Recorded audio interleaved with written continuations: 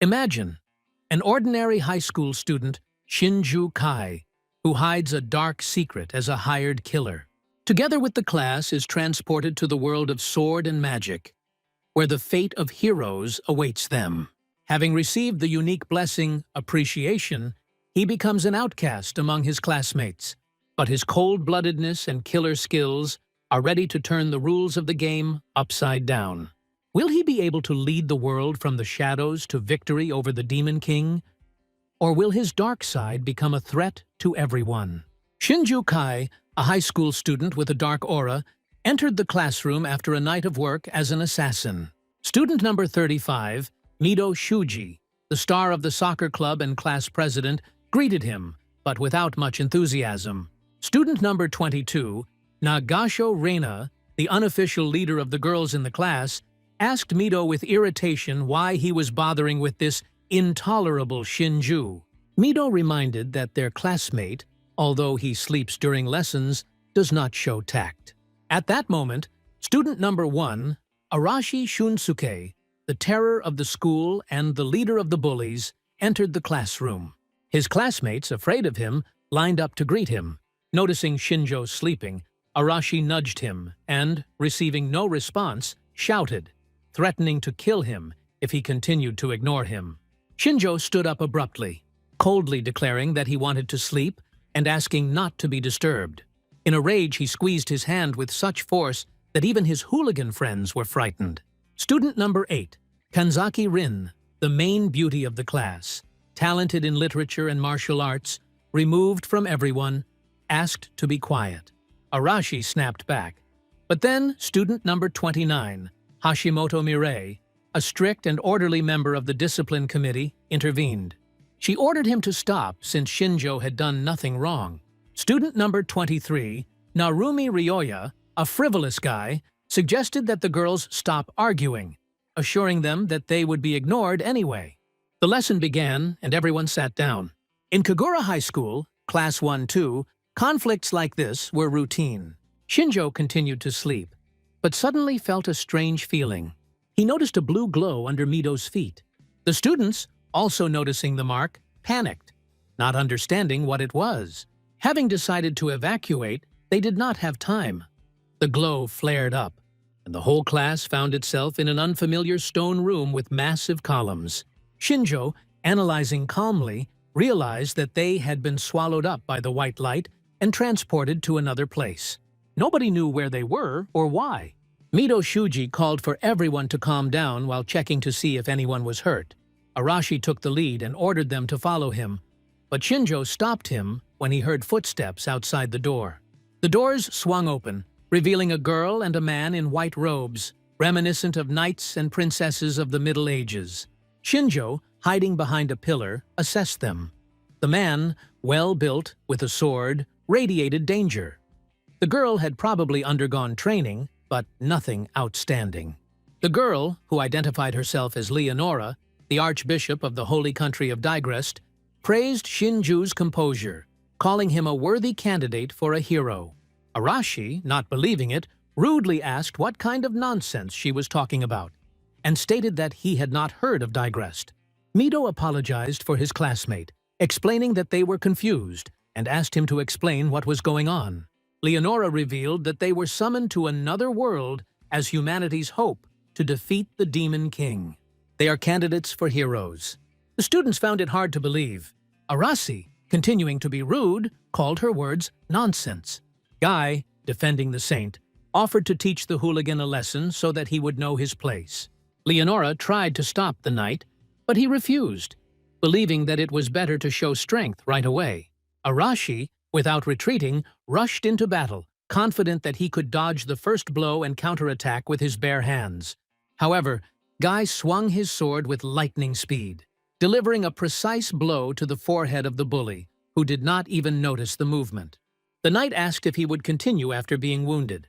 Leonora intervened and ordered the sword to be put away, apologizing for the incident.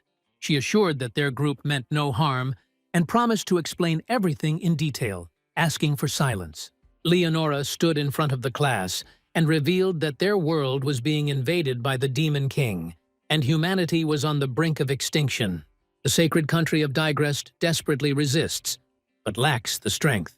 Shinju Kai, thinking about the Demon King, thought that this was a typical story. Leonora called them the candidate heroes, the last hope of humanity, begging them to defeat the enemy. The classmates, in a panic, considered the task impossible. They are not warriors, and not everyone is able to withstand such pressure. Many cried, asking to be returned home. Night Guy coldly replied that there was no other way. To return, he had to defeat the Demon King. Shinjo, not knowing whether this was true or not, suspected that Guy was preparing them for the worst. He thought, carefree schoolchildren will not become killers without experience and talent. Arashi Shunsuke, the class bully, was indignant that they were called to save the locals while ignoring them. He asked boldly if they thought the students would obey blindly. Gaius, noticing his fighting spirit, recognized him as a potential fighter, but wondered whether to eliminate him immediately as a future threat, reaching for his sword. Leonora interrupted, healing the wound on Arashi's forehead with magic and apologizing for the inconvenience. She explained that her power was a gift from the god Digrest, familiar to them as magic, and hinted that their culture was known to the locals. Shinjo suspected that their summoning was not the first, and this power was the reason for their appearance here. A light flashed in Mido Shuji's hands and turned into a sword. Leonora explained that it was a miraculous power that awakened blessings in candidates that granted random skills. She could not change them. Admitting her request was selfish, she begged them to lend them strength, noting that their number did not affect their ability to fight. Mido, supporting her, added that training was necessary. Leonora assured that Digrest would provide them with everything they needed. Mido, taking the role of leader, urged his classmates to agree for the sake of survival, as blessings can save the defense in an emergency. The disciples reluctantly complied. Leonora, overjoyed, began to bestow blessings. Hashimoto Mirei received telekinesis. Arashi, explosive power. Shinjo, noticing that he had been passed over, raised his hand. Leonora, apologizing, touched his shoulder with her glowing hand. The guy shuddered, feeling a sharp change in vision. Information about Leonora appeared before his eyes. Her name, status, abilities. The princess explained that his blessing was appraisal, a rare skill that allowed him to see details about any target. Shinjo's eyes glowed red, and he checked himself. All the information was displayed in the window in front of him. Meanwhile, classmates tested their strength. Arashi ran up and mockingly asked about his skill, making fun of the red eyes. Nagasho Rina chuckled wryly, noting that the arrogant Shinjo was pleased to be disappointed. The hero, surprised by their self-confidence, mentally analyzed. Their blessings may be useful, but no one knows how reliable they are and whether they will be taken away. As a hired killer, he knew that it was possible to kill without magic, and decided that he would act from the shadows, using assessment and his cold-blooded calculation. Leonora, having completed the ceremony, announced that everyone had received blessings. She understood that it was difficult to control them for now, but one day these gifts would become fangs that pierce the Demon King. Noticing the students' fatigue, she suggested that they rest. Each candidate for hero was taken to a separate room in the castle. Shinjo Kai, lying in his room, thought, before going to bed, it would be worth collecting more information. Outside the window, he heard the footsteps of the patrolling knights, grumbling that they had been sent on night watch on the day of the hero's call.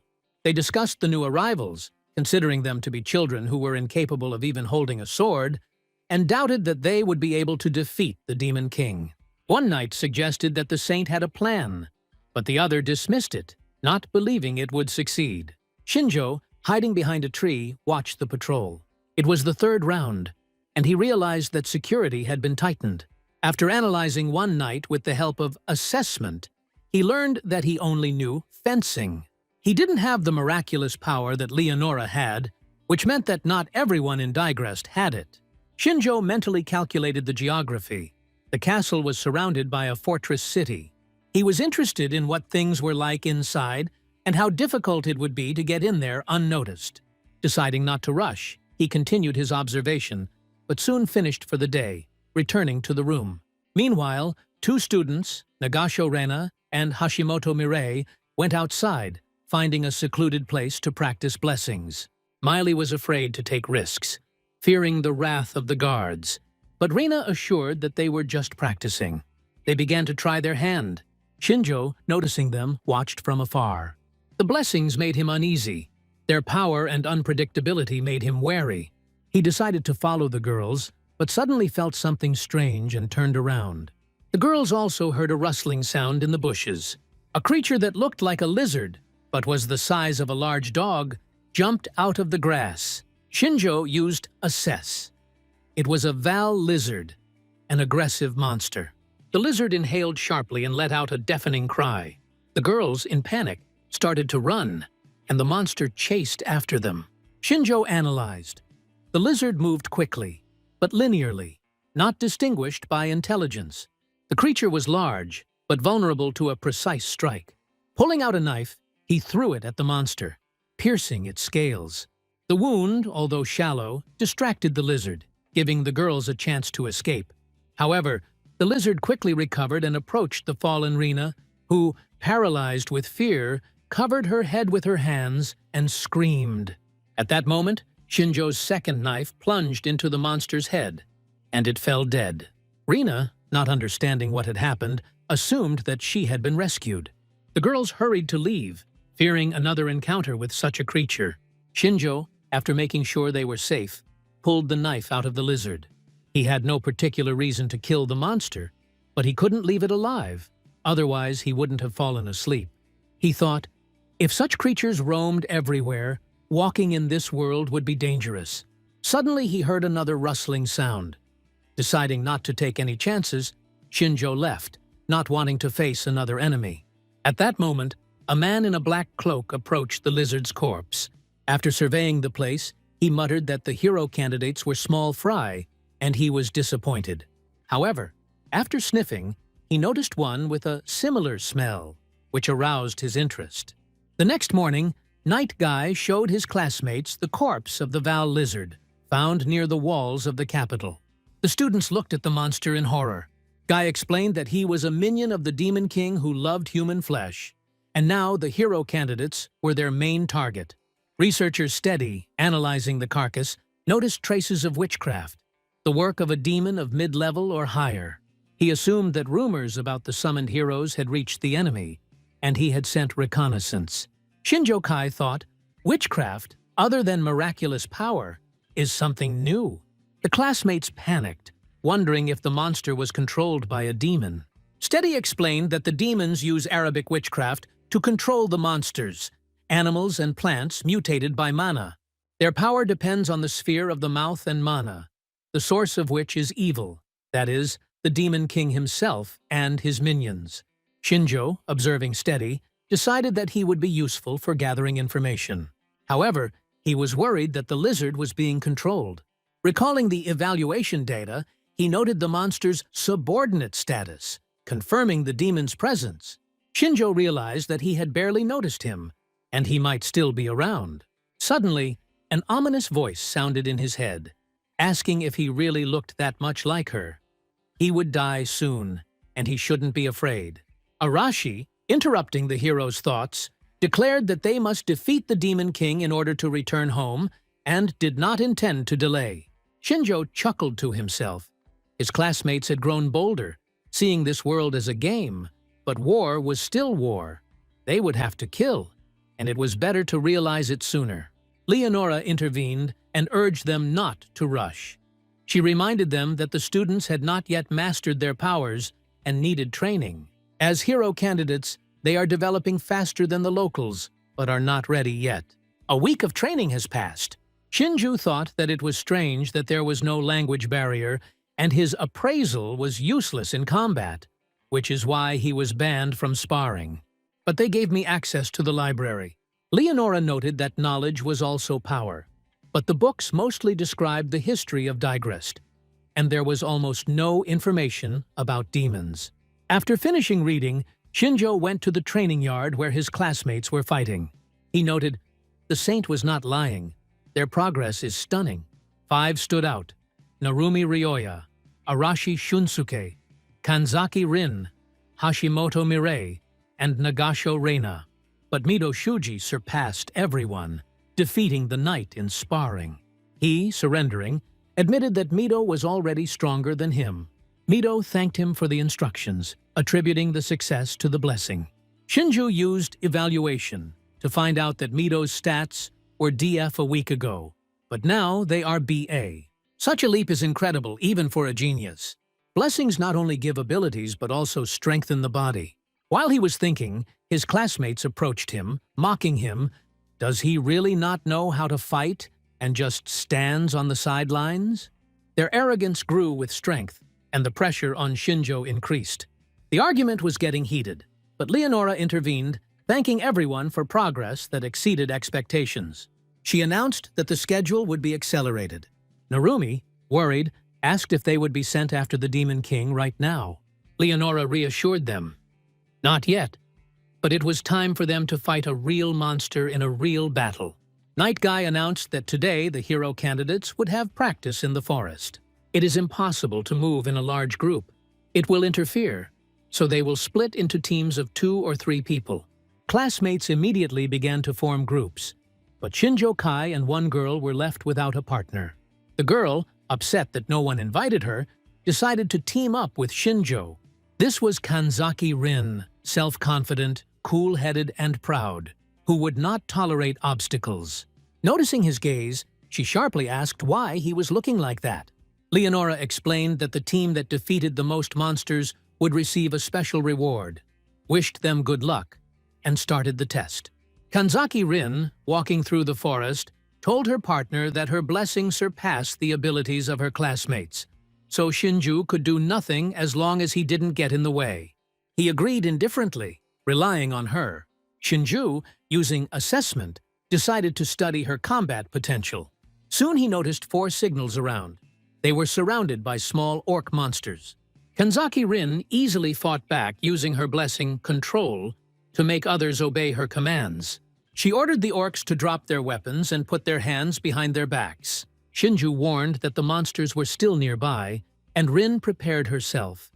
But after a few minutes of fighting, she looked exhausted. She explained that using the blessing for a long time would drain her mana. Shinjo, surprised by the high energy consumption, advised to quickly kill the orcs before others arrived. Rin hesitated, thinking that the orcs were too similar to humans. Shinjo objected. The monster attacked, which means it deserves to die, because they are enemies, and there is no point in sparing them. Rin agreed and admitted that he was right. When the new orcs attacked, she ordered them to fall to the ground. Shinjo asked what next. Rin, having made up her mind, ordered the monsters to wring their necks, and they complied. Shinjo, impressed, noted that her control was capable of such a thing. Rin explained, the stronger the opponent, the lower the chance of success. She admitted that real combat and dead bodies were not what she imagined, but enemies, monsters or people, needed to be killed in order to survive. Surprised by Shinjo's calmness, she asked how he remained unperturbed without a fighting force. He replied that this was his strong point and asked what she planned next. If he is afraid, they may come back. Rin, stubbornly declaring that she would continue, noted her stable psyche. Shinjo thought she was workable, but he wondered how others were coping. Meanwhile, one of the groups, running away from a huge bear-like monster, tried to resist. Using the blessing, they threw the stone, causing damage, but were unable to destroy the creature. In a panic, they did not know how to overcome a monster that was larger than them. Kanzaki Rin, breathing heavily, told Shinju Kai that she had been raised by her grandfather since childhood, and she dreamed of returning to her world to repay him for his care. His grief over her disappearance tormented her heart. Shinjo, walking alongside her, asked if she was sure it was a good idea to go straight ahead, since it was easy to get lost in the forest. Rin, after thinking, countered that as long as they were going straight, everything was fine. Shinju noted skeptically that she clearly had never been to the forest. Suddenly, their conversation was interrupted by a scream similar to Hashimoto Mirei's voice. Shinjo realized that the girl was in trouble. Rin, without thinking, decided to go to help. hoping that Mireille was not hurt. Shinjo chuckled and called her surprisingly kind. Rin, slightly embarrassed, asked what he really thought of her, but immediately waved him off, stating that it was time to go. Hashimoto, bleeding from a severe wound, screamed at her partner, Narumi Ryoya, to run and leave her. Narumi refused, but the monster, which looked like a huge mutant bear, approached. At that moment, Kanzaki Rin appeared and, using her blessing Control, ordered the monster to stop. Narumi, delighted, called her a savior, but Rin, tense, warned that she would not be able to hold off the monster for long. Shinju, upon analyzing, realized that her skill affected opponents differently. He asked Narumi if Hashimoto was alive. He confirmed that she was breathing, but her wounds were serious. Shinju ordered them to grab her and run, adding that Narumi should find Mido Shuji, or Leonora. Narumi, apologizing and calling himself their debtor, put Hashimoto on his shoulders and ran away. Shinjo, using appraisal on the monster, saw its frightening characteristics. High defense thanks to its strong fur that even he couldn't penetrate, and a mutant class. Kanzaki Rin, screaming that she couldn't hold the monster back any longer, released control, and it moved towards them. Shinjo, realizing that they had gained time, suggested running. But Rin, suddenly falling, apologized. Her legs gave out from overexertion. Shinjo, realizing that the situation was critical, picked her up in his arms and hid behind a tree, ordering her to remain silent so that the monster would not notice them. Rin, noticing a strange object in the distance, asked what it was. Shinju lied, calling it a smoke bomb made out of boredom during training to distract the monster. In fact, he always carried a mercenary's arsenal with him. A smoke bomb, throwing knives, a regular knife, and a pistol. Supplies were limited, and he did not want to waste them. Rin, feeling guilty, apologized for promising to help, but in the end, she was saved. Shinjo waved it off, saying that an apology was unnecessary, and suggested that they thank him if they really wanted to. Rin said quietly, "Thank you very much." Shinju chuckled and remarked that if she were always so polite, crowds would flock to her. He reminded her to keep her voice down. Rin asked what to do next, suggesting that they run, but Shinju said there was no need. At that moment, Mido Shuji and his team appeared in front of the monster. In a rage, he asked if this was the beast that had injured Narumi and Hashimoto, and declared himself its main opponent. Activating the sword that protects against evil, Mido boldly stepped towards the monster. Mido Shuji swung his sword and attacked the armored bear, but its tough hide withstood the blow. Nagasho Reina, who wielded fire magic, shouted at Mido to move away and unleashed flames on the monster. The bear, engulfed in flames, roared in pain and slowed down. Rina, momentarily horrified that he was not dead, urged the team to remain calm. Her attack worked, and with the three of them working together, they could defeat the beast without rushing. Mido praised Rina, and the team, inspired, continued to strike. Hiding in the shadows, the demon Delphis watched the battle. He noted that the armored bear would not defeat these heroes. Their speed of development and composure, especially Mido, were impressive. Delphis, who had originally planned only reconnaissance, decided to change plans and eliminate Mido right now to teach him a lesson. In this world, you can't relax after a victory. After waiting for the right moment, he prepared to jump out, but suddenly felt the cold of steel at his throat. Shinjo Kai, sneaking up unnoticed, put a knife to his nose and told him to never let his guard down before killing. Delphis raised his hands in shock, not believing that he had been caught off guard. He frantically looked for a way to escape, but Shinjo kicked him in the legs and knocked him down. The demon began to scream, but the hero ordered him to be silent. The noise could attract Mido and his team. Shinjo offered a deal, answers to questions in exchange for freedom. Delphis, indignant, asked who he was to demand answers. Shinjo, radiating a creepy killer aura, replied that he was a shadow from another world. The demon, having sensed his dark essence, realized who he was dealing with. Shinjo admitted that he had noticed the surveillance long ago, but it was difficult to track down the demon. so he used Mido as bait. Delphus, shocked, did not expect that he was exposed from the very beginning. Shinjo explained that as an alien from another world, he knew little about demons and their structure. He demanded that Delphus tell him everything, promising to let him go. The demon, at first refusing, changed his mind, feeling the pain from the knife.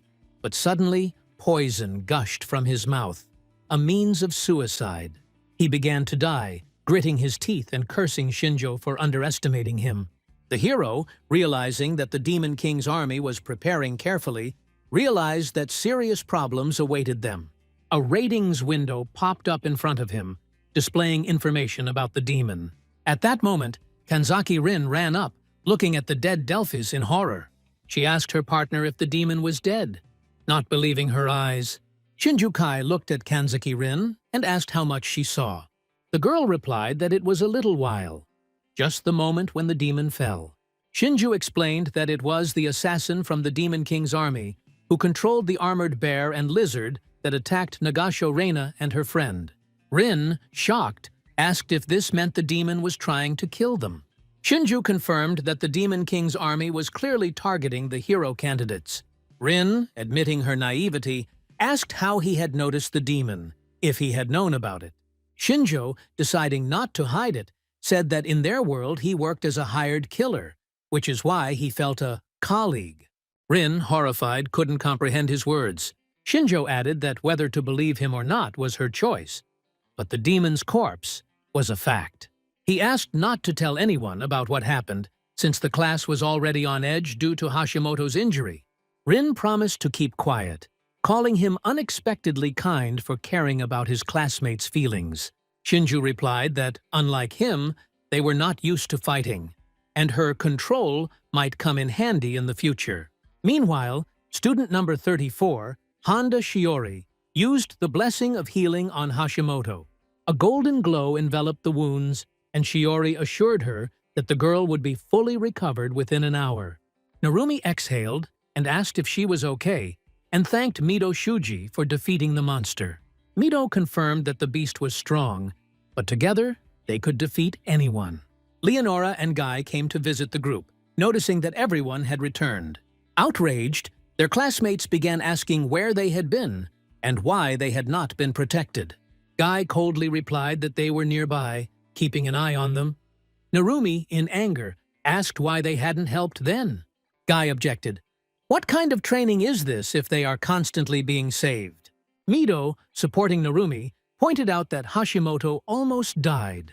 Guy countered that in real combat, death was a common occurrence, and that was the only battles they would face in the future, so there was no point in whining. Mido accused Guy of lying. Hadn't they been the ones who claimed that there were only weak monsters in the forest? Leonora intervened, suggesting that the armored bear was the work of a demon killer who should not have been in this forest. She added that the enemy was probably assessing their strength. Guy agreed, believing that the demon was still lurking in the forest. Leonora ordered to strengthen security and training, otherwise they would be killed. The classmates, frightened, protested. How much more difficult could it be if they were already at their limit? Mido, trying to calm him down, called it ridiculous. It was their first fight, and everyone was worried. Leonora answered firmly. Absurd or not, they would have to go through this. Otherwise, they would die. Arasi, unable to bear it, declared that they had been called, and now they were being commanded, and he did not intend to obey. Guy, furious, shouted that they were pawns of Lady Leonora and had no right to disobey. The classmates froze. Arashi, with his eyes burning with passion, decided that he would kill Guy. Mido, standing in his way, forbade him to do this, calling on him to calm down. Confrontation would make them enemies of the entire country. Guy chuckled and said that Mido understood their position. They were valuable pawns, and as long as they obeyed, no one would get hurt. Arashi, calling it a perfect idea, pounced on Guy with a fiery flame, activating the explosion skill, confident that he would finish off the night in one blow. But Guy, having escaped from the flames, directed powerful energy at him. Arashi flew back, falling to the ground. Guy, in explaining, showed their true strength. He announced that training would become more severe from tomorrow and ordered everyone to get ready. Arashi's classmates rushed to him, asking if he was okay. He, looking angrily at Guy, swore to finish off the bastard. The next day after practice, Steady, on Leonora's instructions, announced that he would be leading the training. Mentioning yesterday's injuries, he asked if everyone had recovered. Kanzaki Rin raised her hand, reporting that her wounds had healed thanks to the healing, and she was in perfect condition. Steady explained that the training would take place at his research facility, where they would fight monsters. Mido Shuji asked if this meant that the center was overrun with creatures. Steady replied that it was easier to see once, and led them inside. The students saw goblins, wraith lizards, and huge ogres in cages. Some of the monsters growled as they lunged at the bars. Steady explained that this is his collection for experiments, and the center serves as a training ground for soldiers. Leonora added that battles allow you to collect data on monsters. This is how combat practice began.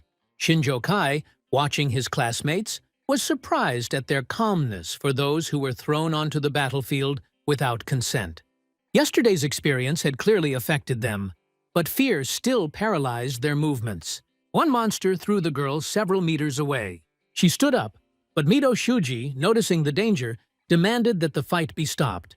Steady refused, saying that Leonora had told him to be stricter.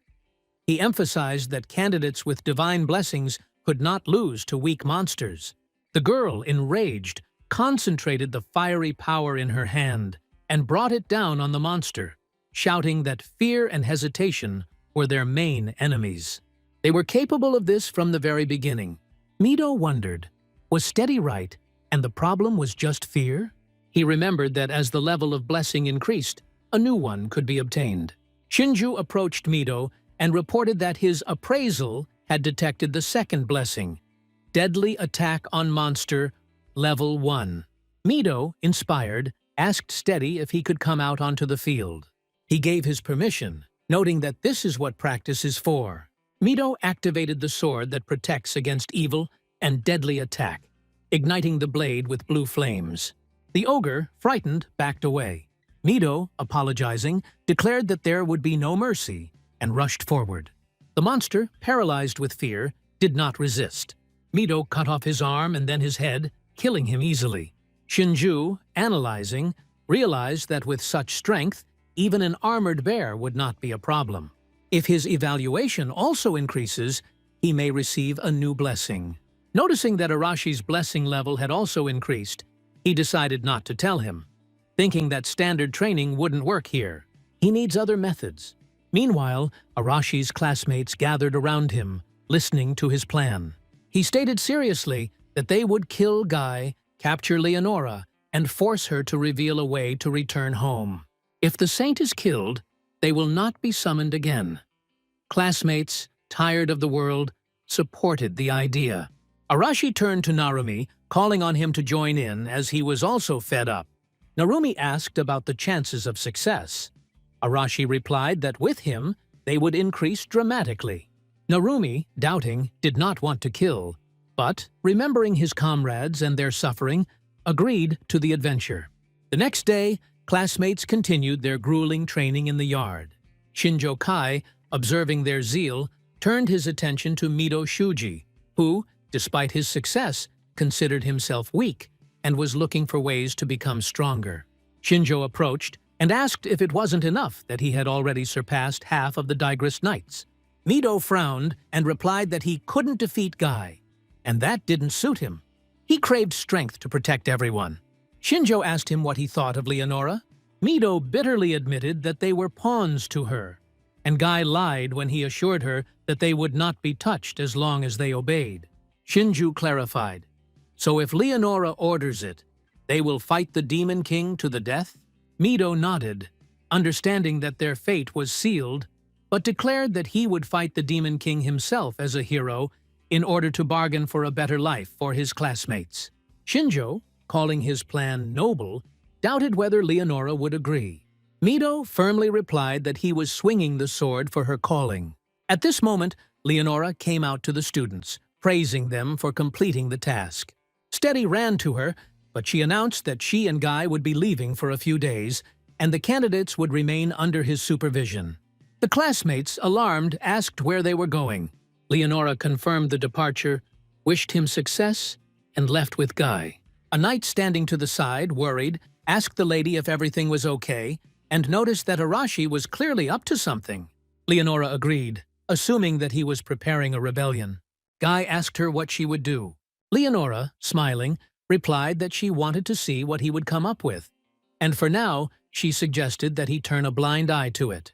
She acknowledged that Arashi, as a hero candidate, was developing, and there was a chance that others would join forces with him, but she was certain that she could not be defeated. Guy agreed and noted that it might even be profitable. Leonora explained that the rebellion was an excuse to show them their place, gradually breaking their spirit. She mentioned another suspicious character, Shinju Kai, but was undecided whether to touch him. Meanwhile, Shinjo, training in the forest, fought with the Val lizard. Perfecting his throwing technique, he plunged the knife into the monster's head, killing it in 13 seconds.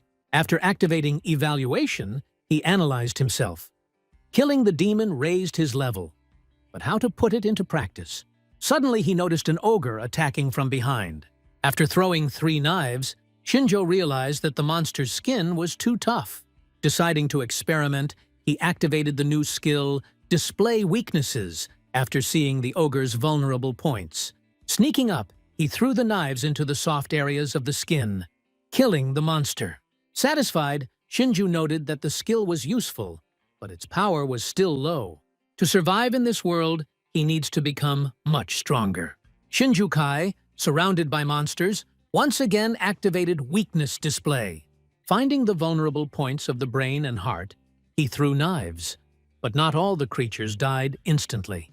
The skill proved effective against normal monsters, and the hero began to think about finding other species to test. Suddenly he heard footsteps. It was Kanzaki Rin who was looking for him. Shinjo asked what she was doing in the forest in the middle of the night. Rin replied that she had walked around the dorm, but not finding it, she decided to check the forest, and was not mistaken. Shinjo, reminding her of the danger, ordered her to return. Rin countered that she should be the one saying that. Shinjo chuckled and said that he was used to nighttime forays, and that fighting monsters in the dark was not easy. Rin, using control, ordered him to stop and explain what he was doing. Shinjo admitted that he was experimenting with a new blessing, recalling Steady's words about the possibility of receiving additional gifts as he levels up. Rin, intrigued, asked what blessing he had received. Shinjo, by evasively answering that there was no point in telling, angered her. She snorted and said that she had worried for nothing. Shinjo, surprised, asked if she was worried about him. Rin, embarrassed, began to make excuses, but the hero interrupted her and repeated that she should come back. Rin stubbornly declared that she would stay. Suddenly, she noticed smoke and flames ahead where monsters were attacking people. In the center of the battle stood Mido Shuji, protecting the girl with his sword. Nagasho Rina, concentrating fire in her hands, screamed in panic, not understanding what was happening. Mido, fighting back, ordered to deal with the monsters first. Shinju and Rin rushed towards the burning dorm, where the battle was in full swing. Shinjo, stunned, muttered that he went out for a walk and this happened. Narumi, who escaped the fire, said that he himself was unaware that they were attacked by a horde of monsters. Shinju, analyzing, noticed that this looked like a human tactic, and there must be an organizer somewhere nearby. Steady appearing praised him for his intelligence. Shinjo, having guessed, asked if these monsters were from his research center. Steady confirmed that these were his cute samples, enhanced with drugs to carry out the plan. Shinjo demanded to know why the hero candidates were being killed. Steady coldly replied that he had received orders from above to destroy them, even at the cost of his position, which he did not hold. Kanzaki Rin, in shock, asked if the order was from Leonora. Steady laughed, clarifying that that fox had nothing to do with it. The Demon King himself had ordered it. If he completes the task, he will be allowed to continue his research. Shinjo realized that Steady was so obsessed with monsters that he was rotten to the bone. Steady, with a fanatical gleam in his eyes, declared that he would not understand the essence of monsters while remaining human. Steady, with a mad grin, ordered the monsters to attack even more furiously. Shinju Kai shouted for Kanzaki Rin to act. She activated control, causing the monsters to freeze, and redirected them towards Steady, ordering them to attack. He just laughed, calling it a pathetic attempt. He snapped his fingers and broke her spell, reminding her that as a monster researcher, he always had a way to pacify them. Steady commanded the creatures to attack again. Shinjo, shouting at Rin to duck, began to slit the throats of the orcs, one after another, before they could attack. Steady, watching, was amazed by the hero's skill, his thirst for blood, and the cunning of the killer. But admiration gave way to anger. Why were his monsters, in squads, losing to a guy without a useful blessing? Shinju activated Assess and scanned Steady. Level F, half-demon status, skill Arabic Witchcraft Level 1. Now everything became clear. Rin's control did not work on monsters subordinated to the order of a higher-level demon. Steady, realizing that there was no way back, decided to play his trump card. Shinjo, sensing something was wrong, asked what he was up to. Steady, smiling, replied that the hero would soon understand everything himself, and it would be better for him to get rid of him now. At that moment, a fireball burst into flames in front of Shinjo, transformed into a huge red dragon, the strongest monster, Steady. The dragon roared and attacked, destroying the building. Stones rained down on the heroes. Kanzaki Rin, paralyzed with terror, was unable to dodge. But Shinjo, instantly pushing her aside, protected her from the debris. He warned that another attack would soon follow and told Narumi to grab Rin and run. He himself remained against the dragon. The creature was getting closer, but Shinjo, without losing his cool, used Assessment, revealing a weak spot. Throwing the knife at the indicated point, he realized that the scales were too strong. His attack did not leave even a scratch. The hero frantically looked for a way out, but at that moment Arashi appeared. When he saw the dragon, he decided that the creature was within his reach. Activating Explosion, Arashi unleashed a powerful blow, causing the dragon to roar in pain. But he, not giving up, released a fiery breath straight at Arashi, leaving burns on him. Arashi, having relaxed after the attack, paid the price. Mido Shuji ran up and shouted to him to listen carefully. Together, they could defeat the dragon. Arashi, not understanding Mido's request, snapped back, asking what benefit he would gain from teamwork. Shinjo Kai intervened, explaining that he knew the dragon's weak points, but his power was not enough to hit them, and suggested that Arashi use his power. The dragon, returning, attacked with renewed vigor. Arashi, unwilling to cooperate, nevertheless realized that he couldn't handle it alone when the monster approached and unleashed a series of blows. Shinjo sarcastically suggested that he act on his own if he was so confident. Arashi, with a heavy heart, asked where to hit. Shinjo pointed to the upside-down scale on the dragon's throat as a vulnerable point to attack with an explosion. Arashi, after asking if he could handle it, confidently stated that it was no problem, and they got down to business.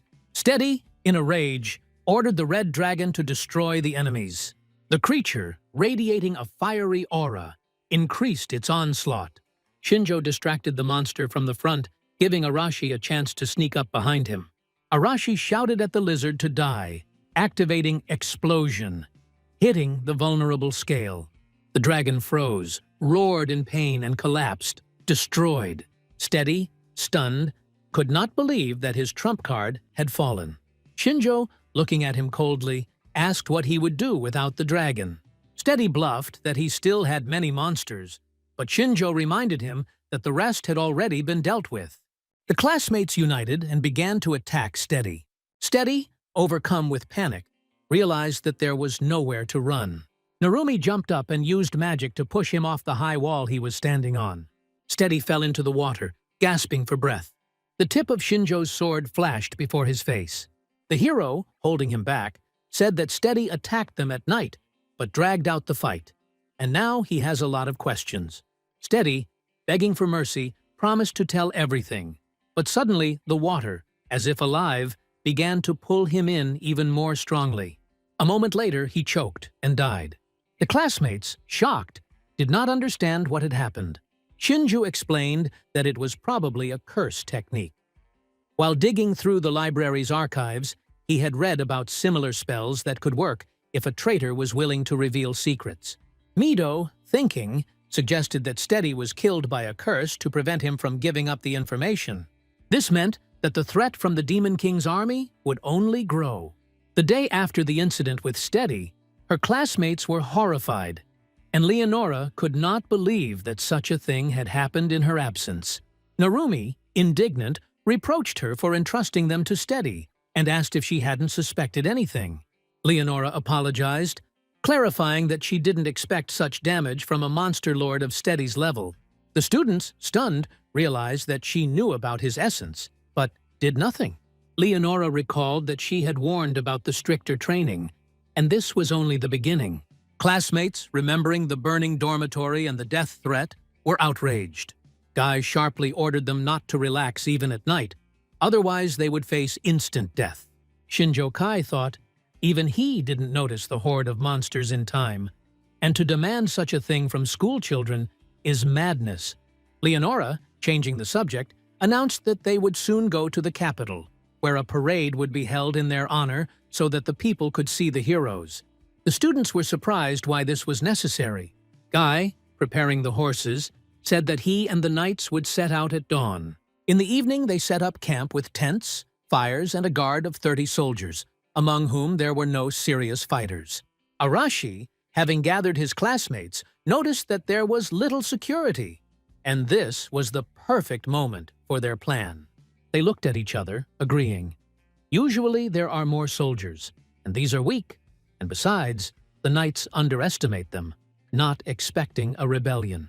Arashi called on Narumi and the others to act immediately. Shinjo, watching, realized that Arashi was right. The security was weak, but only because Leonora and Guy were confident in their strength. The hero needs more time to figure them out. Shinjo approached Mido Shuji, asking for a minute. At night, when everyone except the guards were asleep, Arashi's team moved into the forest to keep an eye on the camp from behind the trees. But their plan was thwarted by Mido's team. He knew that Arashi was plotting to kill Leonora and the soldiers. Arashi, in shock, asked who had blabbed. Mido admitted that he accidentally overheard at his tent. Nagasho Rina, shocked, asked if they really wanted to kill, calling it madness. Arasi, furious, accused them of weakness, asking how long they would dance to Leonora's tune. Mido, understanding his anger, said that killing was not the answer and asked if Arashi had a plan. Mido offered to become Leonora's pawn, defeat the monsters, and in exchange negotiate safety and housing for everyone. Arasi asked skeptically if he thought she would agree. Mido replied that once he became stronger, he would make her listen. Arashi waved it off, stating that he didn't need protection, and told Mido to get lost, preparing to return to his world. Mido's team firmly responded that they would stop him. Looking at each other tensely, they prepared for battle. Arashi attacked with lightning speed, using his incredible speed and strength, but Mido blocked the blow. At this moment, the knights noticed the commotion and approached, demanding an explanation. Mido apologetically called it an ordinary quarrel. The knights, reminding them of the early rise, ordered them to sort things out later. Arashi, seething with anger, muttered that Mido's softness infuriated him. In the sacred capital of Digrest, crowds stunned Narumi. He noted that it was not as stuffy here as in Tokyo, although the noise from people irritated some of his classmates. Guy barked and ordered the townspeople to make way. The saint was riding towards them with a group of hero candidates. The people, hearing about them, exploded with delight, calling them God's chosen ones. The protagonist, watching, thought they had not lied about the residents' hopes, but it was alarming. At the castle they were met by the Holy Knight Rains, who offered them a rest in a luxurious hotel. The students were delighted. Spacious rooms, spa for girls, an exquisite buffet, and a huge training hall. However, Shinjo, without relaxing, decided to gather information. There were a lot of guards in the castle, and moving stealthily was risky. He noticed Rains talking to the knights about the new arrivals. The Holy Knight mentioned that the heroes were resting in the guest quarters. The listeners, amazed, asked if it was true that God the Creator had chosen them. Rains confirmed that their powers are unusual for normal children, so it must be true. One of the knights expressed concern that the candidates might attract the attention of the Demon King's believers, who might take advantage of their appearance. He noted the cultists' recent suspicious actions. Having overheard, the hero was surprised by the mention of these believers. While insisting that protection is provided, Rains acknowledged the need for caution before training. Deciding to find out more, Shinjo went into town. At the bar, while ordering an ale, he overheard the locals. One mocked the skinny heroes, but the other, frightened, ordered them to be silent. The saint approved of them, and the church will punish for such words. Realizing that the church in Digrest had more influence than the king and the aristocrats, the boy introduced himself to the bartender as a wanderer interested in local customs. He asked about the Demon King's believers. The interlocutor explained that the country was fighting the army of the Demon King, a powerful monster that some worshipped, admiring his strength. These sectarians, operating throughout the country, recently destroyed several aristocratic houses. After clarifying that they were terrorists, Shinjo learned that only the candidates were capable of defeating the enemy, and that the believers hiding in the capital could soon strike. Kanzaki Rin, looking for her partner, was happy to find him, but shouted, asking where he had disappeared to. The hero explained that he was collecting data about the capital because they knew nothing about it. The girl, understanding, reproached him for his solitary forays, offering to help. The guy, telling her not to stand out and to stick with the class, irritated her. Outraged by his coldness, she insisted on participating. Relenting, Shinjo agreed. She could ask the townspeople. Satisfied, Rin continued through the streets, ready to gather information. The protagonist was upset when he realized that he hadn't learned anything useful. But the knowledge of the Demon King's believers was already valuable. Suddenly, in the middle of the night, a strange noise made him leave the room. Outside the door, classmates were raging. After asking what was going on, he heard that Kanzaki Rin had gone missing. They searched the dorm, but her roommate, Motono, noticed that the girl had not returned. No one knew where she could have disappeared to. Shinjo thought he himself had been absent for a long time, but, living alone, he had remained unnoticed. After calming his classmates, he admitted that the situation was alarming.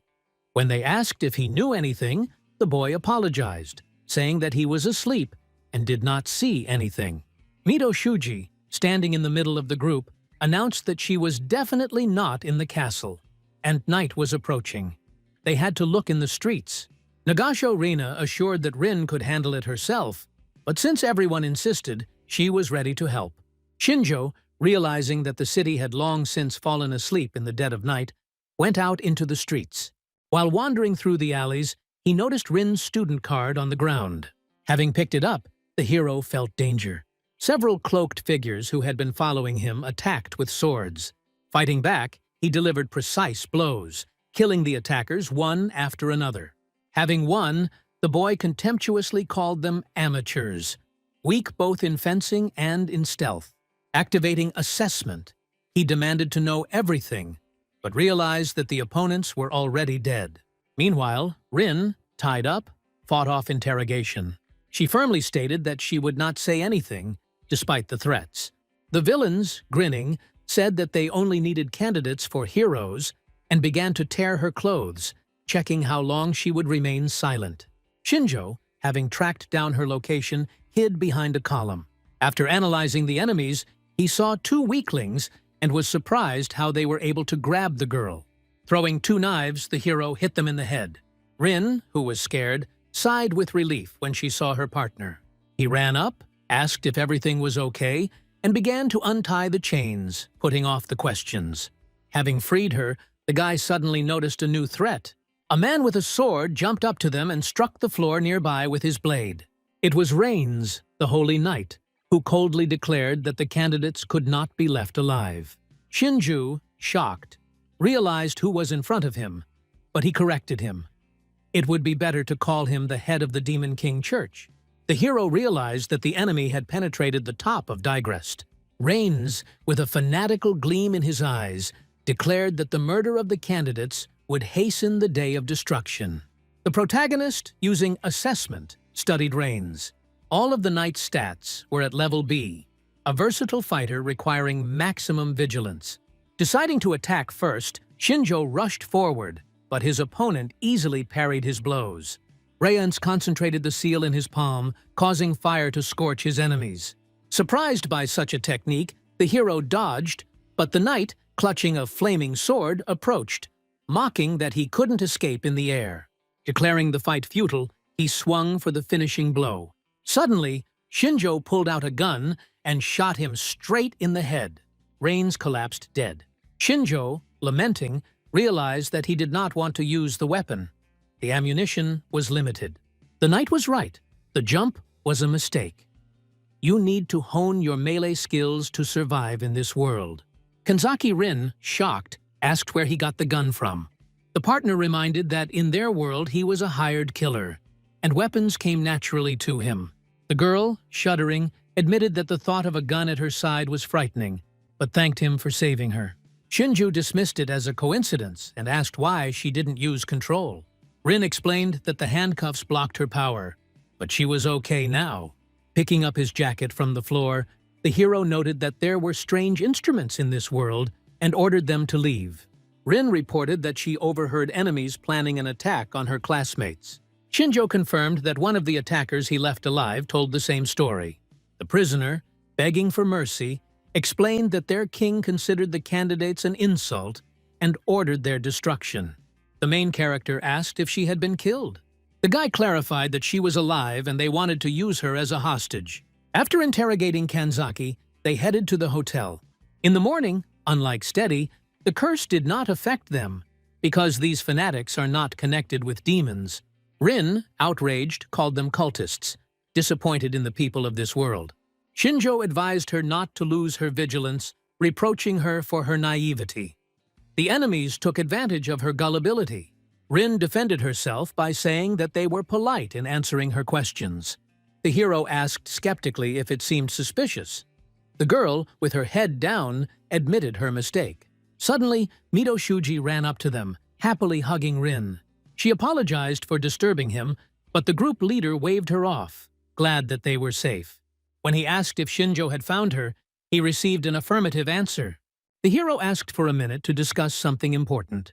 He told about the Church of the Demon King, fanatics who worship an all-powerful enemy and destroy people. Their target is hero candidates. Mido, surprised, noted that people as enemies are more complex than monsters. They are harder to figure out. We need to warn the others, and Leonora could use some extra security.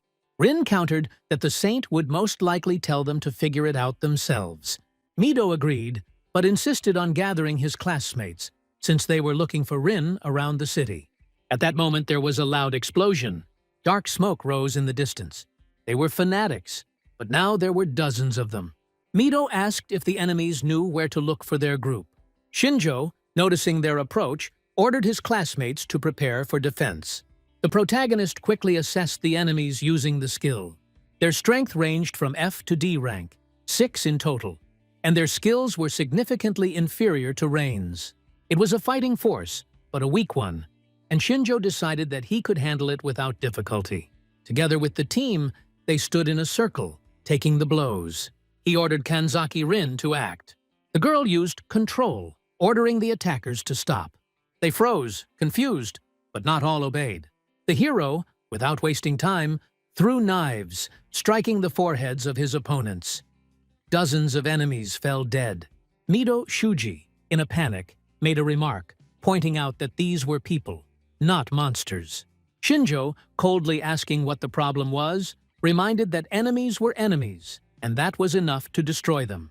At that moment, another enemy snuck up behind Mido, swinging his sword. The leader managed to block the blow, but realized how close death was. He shouted at the enemy why they were acting like monsters when they were all human. The attacker, with a fanatical look, replied that everything was for the sake of their master.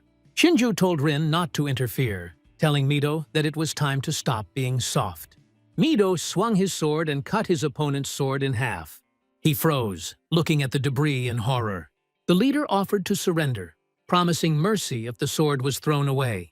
The enemy, screaming in rage, accused him of mockery and rushed to attack, wounding Mido in the shoulder.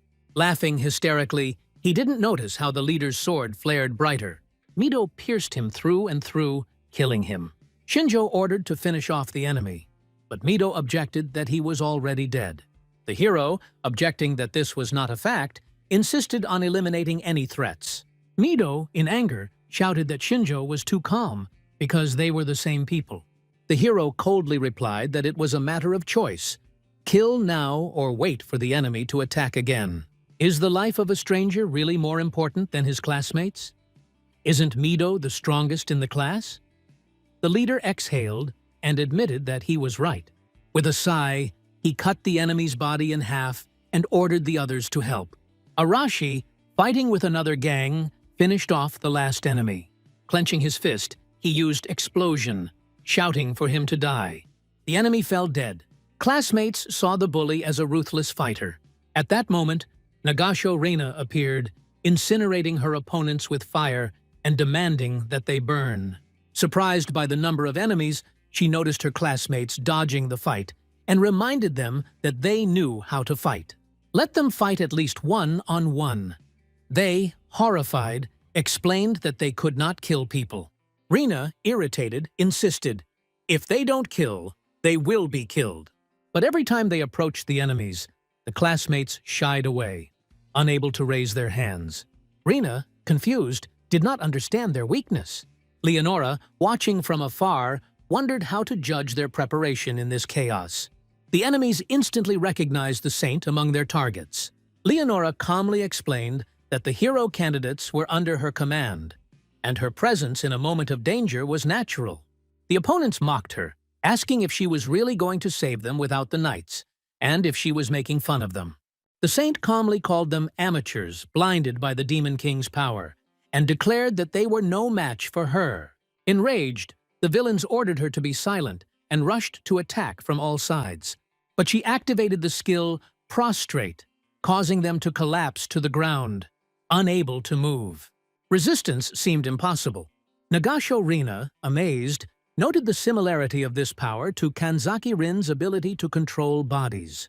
Leonora, slightly irritated, clarified that she did not like comparisons, because her technique of enslavement surpassed everything. Her classmates, stunned, asked why she helped. The saint reminded them that she was assessing their preparation and would prefer that they handle it themselves. Rina agreed and offered to thank her. Leonora waved it off, saying that it was her duty to guide her subordinates. One of the enemies, still alive, tried to interrupt her, shouting at her not to dare ignore them and asking what would happen to them.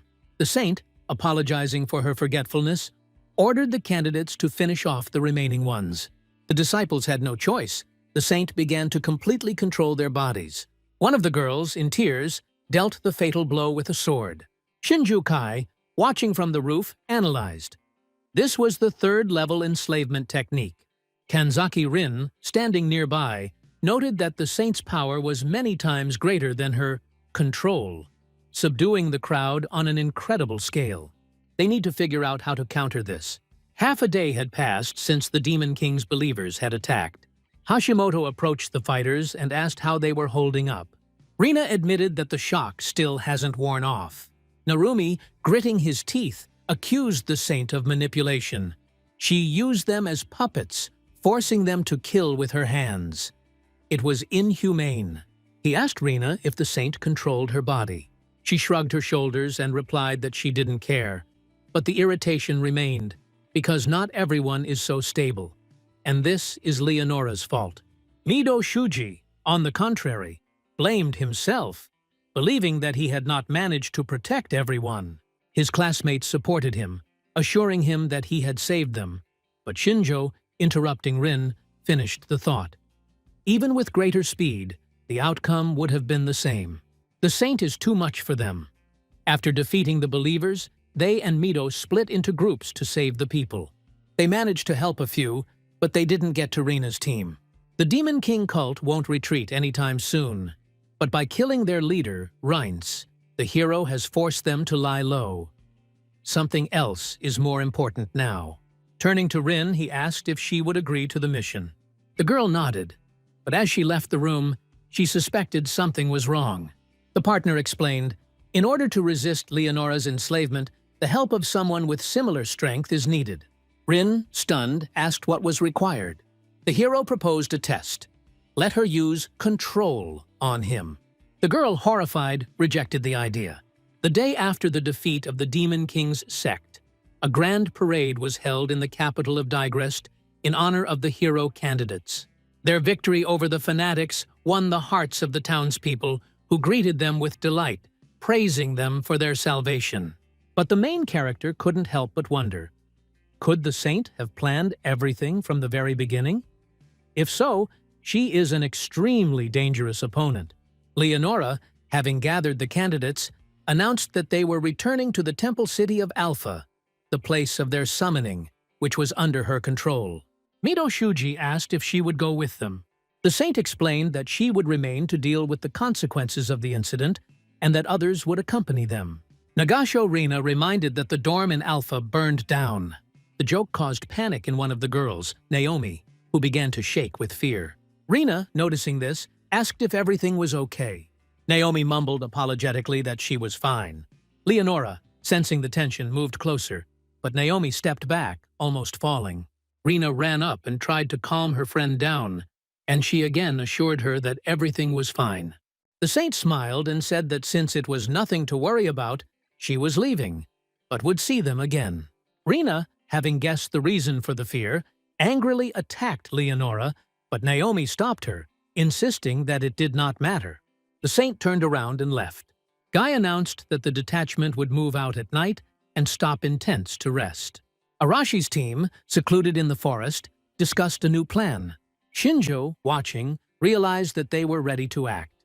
Kanzaki Rin was surprised by their determination, but her partner explained, without Leonora and with only 30 weak guards, this was the perfect time to kill Guy. Given the circumstances, he saw no reason to interfere. In the forest, Guy talked with Narumi, who was telling him in all seriousness about a dragon that supposedly lived nearby.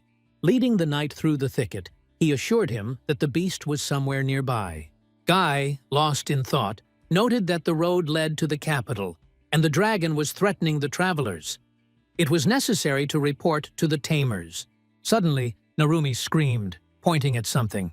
At that moment, Arashi, sneaking up from behind, attacked Guy, activating Explosion. Narumi jumped back, avoiding the blow. The knight, wounded in the back, turned around, calling Arashi a traitor. The bully, surprised that Guy survived the powerful blow, chuckled, calling him a tough old man. But the knight, having declared that this was his territory, had no intention of losing. Arashi, using Explosion again, reminded him that they had lured him into a trap with traps set up everywhere. Guy tried to defend himself with a blessing, but the blow hit him. The knight, admitting that he had underestimated Arashi, still found the strength to rise. The hooligan, shouting that there would be no mercy, vowed to kill him at any cost. Guy, realizing that the situation was critical, raised his hand and launched a blue ball into the sky. It exploded into a huge fireworks display. The candidates, stunned, did not understand what it meant. Shinjo raised his head and muttered that Arashi had completely failed. The soldiers immediately recognized the salute as a distress signal and began to look around, realizing that Guy had not been seen for a long time. Suspecting an attack, the knights decided to rush to the signal. At that moment, Shinjo Kai slipped out of the shadows, slitting the throat of one of them. Quickly running up to each one, he killed them one by one, noting that it was nothing personal. But their death was necessary. The knights tried to fight back, but his experience proved insurmountable. They couldn't understand why the candidate for hero turned against them. Ignoring their pleas, he dealt a few more fatal blows, and everyone collapsed to the ground. The hero candidates surrounded Guy, attacking from all sides. The knight fought back desperately, holding back the onslaught. Narumi used wind magic, sending a powerful gust towards his opponent. Another candidate used a support technique, strengthening her spear attacks. Guy, impressed by their coordination, parried a blow from one of the attackers, but noted that the attack was weak. The enemy pressed down on the sword, activating the blessing of steel, causing the knight to jump back. Recognizing the power of their blessings, he found himself at a disadvantage. Suddenly, Arashi appeared, sneaking up from behind. Using the explosion technique, he delivered several powerful blows, tearing off Guy's arm. The knight, bleeding, could barely hold on. Arashi noted his stubbornness, and Narumi assumed that the salute was a signal for help, deciding to buy time. Guy, with his last breath, admitted that everything was already pointless. Leonora, watching from afar, mentally turned to the knight, noting his struggle. Mido Shuji, arriving on the battlefield, froze in horror, not understanding what was happening. Seeing Kanzaki Rin holding back the knights, he knew that she was following orders. The leader, in shock, could not understand what orders were being discussed. Nagasho Rina, amazed, noted that Rin was not the type to submit to someone else's will. Shinjo, apologizing to Rina, clarified that he was the one who gave the order. Rin explained that she had caught 7, but several had managed to escape, and her partner reassured her by telling her that he had already eliminated the rest. Mido ran up and demanded not to talk about the murders, but the hero coldly confirmed that he had destroyed the last soldiers. Rin, watching, noted his dispassion. Mido, in despair, asked why he did this. Shinjo explained that Arashi and his friends were busy with Guy, and he dealt with the small stuff. Mido, realizing why Arashi appeared so rarely, understood everything. Rina asked if this meant that the rebellion was a serious plan. The hero sarcastically pointed to the soldiers as proof. Mido couldn't help but ask if he had joined Arashi thinking they were on the same side. Shinjo replied that he was acting in his own interests and advised the leader to focus on Arashi rather than waste time on them. Mido, angry, mentally promised to return to this conversation. Telling his team to follow him, he decided to stop Arashi. Leonora noticed that the candidates had cornered Guy. The knight, hanging his head, admitted his defeat. Narumi turned to Arashi, asking what to do with the fallen one. The bully replied that they had no choice. They would do what they had to. Otherwise, they would have to run with their tails between their legs. The candidates became wary, realizing that the saint could control them. Leonora confirmed that her enslavement technique was weaker the stronger the opponent. But their blessings were child's play compared to her miraculous power, which allowed her to subjugate everyone at once. Arashi called her a coward, assuring her that in a fair fight, she would have lost. The saint, smiling, considered this a cheap provocation, but agreed to show them how she breaks off her claws. Guy, worried, asked the lady if she was going to use enslavement. Leonora, interrupting him, reminded him of her divine mercy, which surpassed all. At that moment, Arashi rushed at her with his former fury. The saint simply raised her hand, and the ground beneath the hooligan rose up, knocking him off his feet. He froze, not understanding what had happened. She then summoned a powerful wind that injured him. Narumi rushed to support his comrade. But Leonora, without stopping, used a fire technique, bringing down flames on the other opponents. She then created a water ball, sucking one of the candidates into it, who began to suffocate. Smiling, the saint asked if this was all they could do. Arashi, rising with difficulty, declared that the fight was not over, and she had not won. Suddenly, Mido Shuji intervened, calling on the bully to stop and think about the consequences of the riot. Arashi, irritated, asked if the leader really wanted to force him to stop and remain inactive like he did. Mido asked if the others shared his opinion. Narumi, apologizing, admitted that he did not trust the leader. Nagasho Reina supported Narumi by offering to join the rebellion once it had started. Hashimoto, outraged, objected to her friend, arguing that brute force was not the answer. Leonora, observing the split, noted that it happened too quickly. The riot had begun, and now the candidates could not simply disperse and pretend that nothing had happened. Concentrating her power in her hand, she unleashed a furious wind upon them. Narumi tried to protect his comrades by using his magic, but the whirlwind, spinning like a hurricane, knocked everyone off their feet, scattering them throughout the forest. Mido stood up and asked how everyone was holding up. Arashi, noticing his panic, told him not to lose his head, reminding him that no one had died, and the leader would not be able to protect everyone. The saint will put them on their shoulder blades if they do not make a decision. Mido, clutching his sword, admitted that there was no way out. Rina intervened, sarcastically asking if it had finally dawned on him, since her patience was running out. Hashimoto reluctantly agreed to participate, seeing no other way. The candidates, divided, stood against each other. Leonora, watching, reminded them why she was so valuable to them. In the forest, Shinju Kai and Kanzaki Rin discussed the plan. The hero explained that the real fun would begin when the saint used enslavement, and until then, they would leave the dirty work to others. Leonora noticed that Guy was in a hopeless situation and suggested that he go first, despite his wounds. The knight, grateful for the trust, agreed. The saint concentrated sacred power, healing him. A new arm grew from the stump, and he was fully restored, ready to fight against the candidates. Narumi realized that their efforts were in vain, since they had spent so much energy on his defeat. Nagasho Rina tried to calm her comrade, reminding him that their strength had also increased, and now they were fighting together. Leonora gave the signal to begin, calling the battle a test.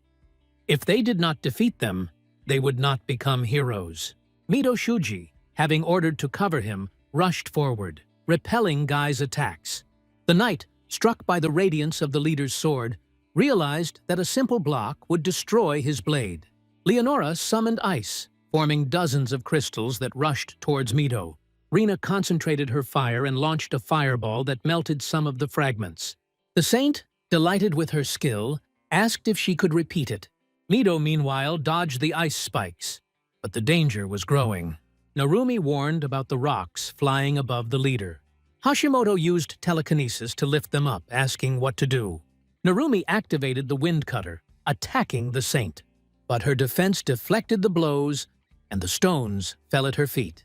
Leonora, smiling, declared herself to be God's favorite, immune to witchcraft and blessings. The candidates froze, realizing the power of her blessing. The protagonist, using assessment, studied the saint. Her magic power was S rank. Her attack was A rank, but her defense was low, although she was not threatened by physical attacks thanks to Guy. Arashi continued to press the knight, but to no avail. Guy mockingly asked if the hooligan had really run out of steam without the explosions. Arashi, confident, declared that he could manage without them, entrusting Mido to deal with the knight, while he himself took on the saint. Mido, clutching his sword, realized that his blessing was useless against Leonora. Suddenly, his comrade handed him an ordinary iron blade. After thanking him, the leader felt a surge of determination. Leonora, watching, noted his readiness to fight. Mido, mentally remembering someone's instructions, rushed at her, repelling the sharp auras emanating from the saint. Narumi realized that without blessings, their team was useless, and Arashi, fighting close, risked hurting his own. Hashimoto agreed and suggested not to interfere, just observing. Arashi, attacking Guy, surprised him with his speed and skill.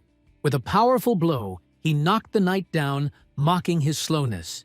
Guy, breathing heavily, reminded that Arashi had exhausted his own blessing. Leonora, meanwhile, was raining fireballs down on Mido. The leader, retreating, realized that at this rate he would not get closer to her. We need to find another way to defeat the saint.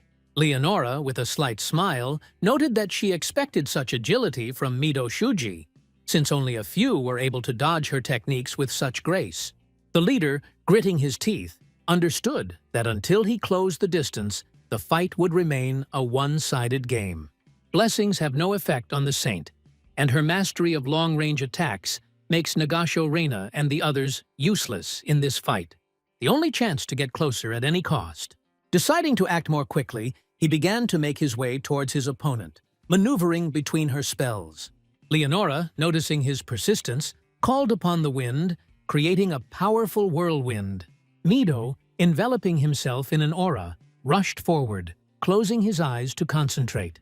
The saint wasted no time in activating her dive technique, shrouding the battlefield in darkness, and unleashed a fireball that was brighter than the sun, straight at the boy.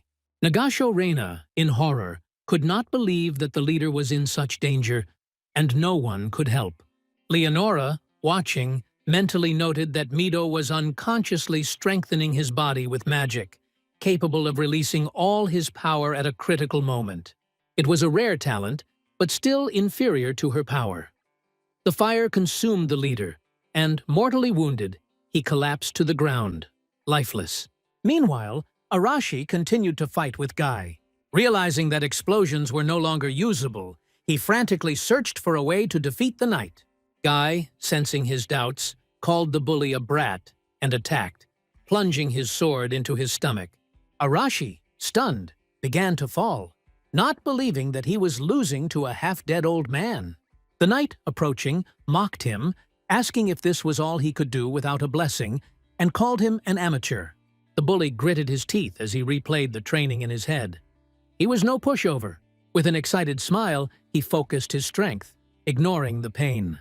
As Guy swung again, Arashi overcame himself and punched the knight in the face. He flew several meters away and collapsed. Mido Shuji, lying on the ground, remembered his friends and their suffering. He couldn't let them die. A blue aura flared around his body, and to everyone's amazement, he stood up as if he had come back to life. Leonora, narrowing her eyes, acknowledged his steadfastness, but assured him that he would not be able to get close to her. Mido, concentrating his strength, rushed at the saint with unprecedented speed. In an instant he was so close that she jumped back and noticed cuts on her body. Shocked, she couldn't believe she had let her guard down. But then, using magic, she healed the wounds and created a barrier, preventing the leader from getting closer. Mido, without stopping, tore down obstacles, sweeping away everything in his path. The saint, feeling panic for the first time, recalled that she acted extremely carefully. But the guy's speed exceeded her expectations. His blessing of speed, a gift from God, made him a worthy opponent. Mido, interrupting her thoughts, stated that he asked God only for the strength to protect his loved ones. Activating the skill, he rushed towards her again, holding his sword to her throat. Leonora froze and coldly replied that this was not enough. At that moment, there was a loud roar. Narumi, still unable to move, froze in panic. The saint reluctantly declared that she had not wanted to resort to this, but had no choice. She pulled out her trump card. Shinju Kai, standing in the forest, turned to Kanzaki Rin and said that it was time to act. Leonora admitted with cold confidence that she had not expected to resort to enslavement techniques, but the candidates had lived up to her expectations. Mido Shuji gritted his teeth and didn't move, and his classmates rushed towards him, but the saint waved her hand and ordered everyone to freeze. She praised them for their efforts, declaring that they had passed the test, although Guy's defeat was unexpected. For her, this is not a problem. A knight can always be replaced as long as the candidates are under her control. Narumi, thinking, realized that they had been drawn into a war with no chance of winning. Mido realized that without a way to counter her technique, they were doomed. The saint explained that the ritual of summoning the candidates was only allowed because of her ability to control them. Otherwise, they would become a threat to Digrest. Isn't that what they think? Suddenly, dozens of daggers flew towards her, but she, calling upon earth magic, erected a barrier that repelled the attack. Leonora, smiling, asked where the attacker was hiding, and whether it was his fault that her guards had died. Shinju Kai, emerging from the shadows, only remarked that he was surprised by her attention to a simple guy like him. She replied that from the very beginning he seemed strange to her. Having received a weak blessing, he showed no emotion, and it was difficult to call him an amateur. She admitted that she was disappointed that he should have better assessed his chances in a fight that he was sure to lose. The hero objected that he himself decides the outcome of the battle. The saint, offering to prove it, used the technique of enslavement, ordering him to freeze. But shots rang out, and a bullet pierced her shoulder. Stunned, she could not understand how he had escaped her charms. The guy, noticing that she instinctively covered her weak points, praised her reaction. Leonora, losing her composure, screamed why he was moving, because her technique should have worked. He kept shooting, and her defense couldn't keep up. The hero explained that he uses deadly weapons from his world with limited ammunition, so he rarely resorts to them. The saint, in a panic, called down fire to burn him, but instead of the guy, only the cloak remained, and he disappeared. Shinju snuck up behind her and put a gun to her head. He noticed that the fight with Mido showed her weakness in close combat, and her technique did not work on him. Leonora, not believing, demanded an explanation. The hero smiled, admitting that he wasn't sure of success, but everything worked out perfectly thanks to Kanzaki Rin. Earlier, he asked her to use control on him. Studying the archives, he found no data on enslavement, but learned that 2 subjugation techniques on one person give priority to the first one applied. Rin, shocked, realized that her control was blocking the saint's technique. The hero suggested that it was possible if her technique surpassed Leonora's divine protection. Rin countered that her power was inferior in scale and strength. Shinjo explained, her control is the first level, and her enslavement is the third. Even if Rin cast the spell first, the saint could interrupt it. But the incident with Steady showed that the first technique had priority. At that time, he thought that Steady had subdued the monsters because of his higher level, but it was a matter of superposition. Leonora's technique probably works the same way. It remained to test this in practice, starting with the range of the control. The saint, realizing too late that Rin had cast control on Shinju, screamed, calling her a copycat. The hero, looking coldly at her, declared that this was her end and pulled the trigger. Leonora, overcome with panic, felt her miraculous power fading away because of the handcuffs that bound her wrists. The boy, holding the same handcuffs taken from the members of the Demon King's sect, noticed that they were capable of blocking even her divine magic. The saint, with a trembling voice, asked what he was going to do with her. The protagonist coldly replied that he was ready to free her if she immediately returned them to their home world. Leonora shook her head and admitted that it was impossible. She could only summon heroes to Digrest, and returning required a completely different technique that she did not possess. Shinju Kai thoughtfully analyzed her words and status using evaluation. Lying was out of the question. She didn't have such a skill.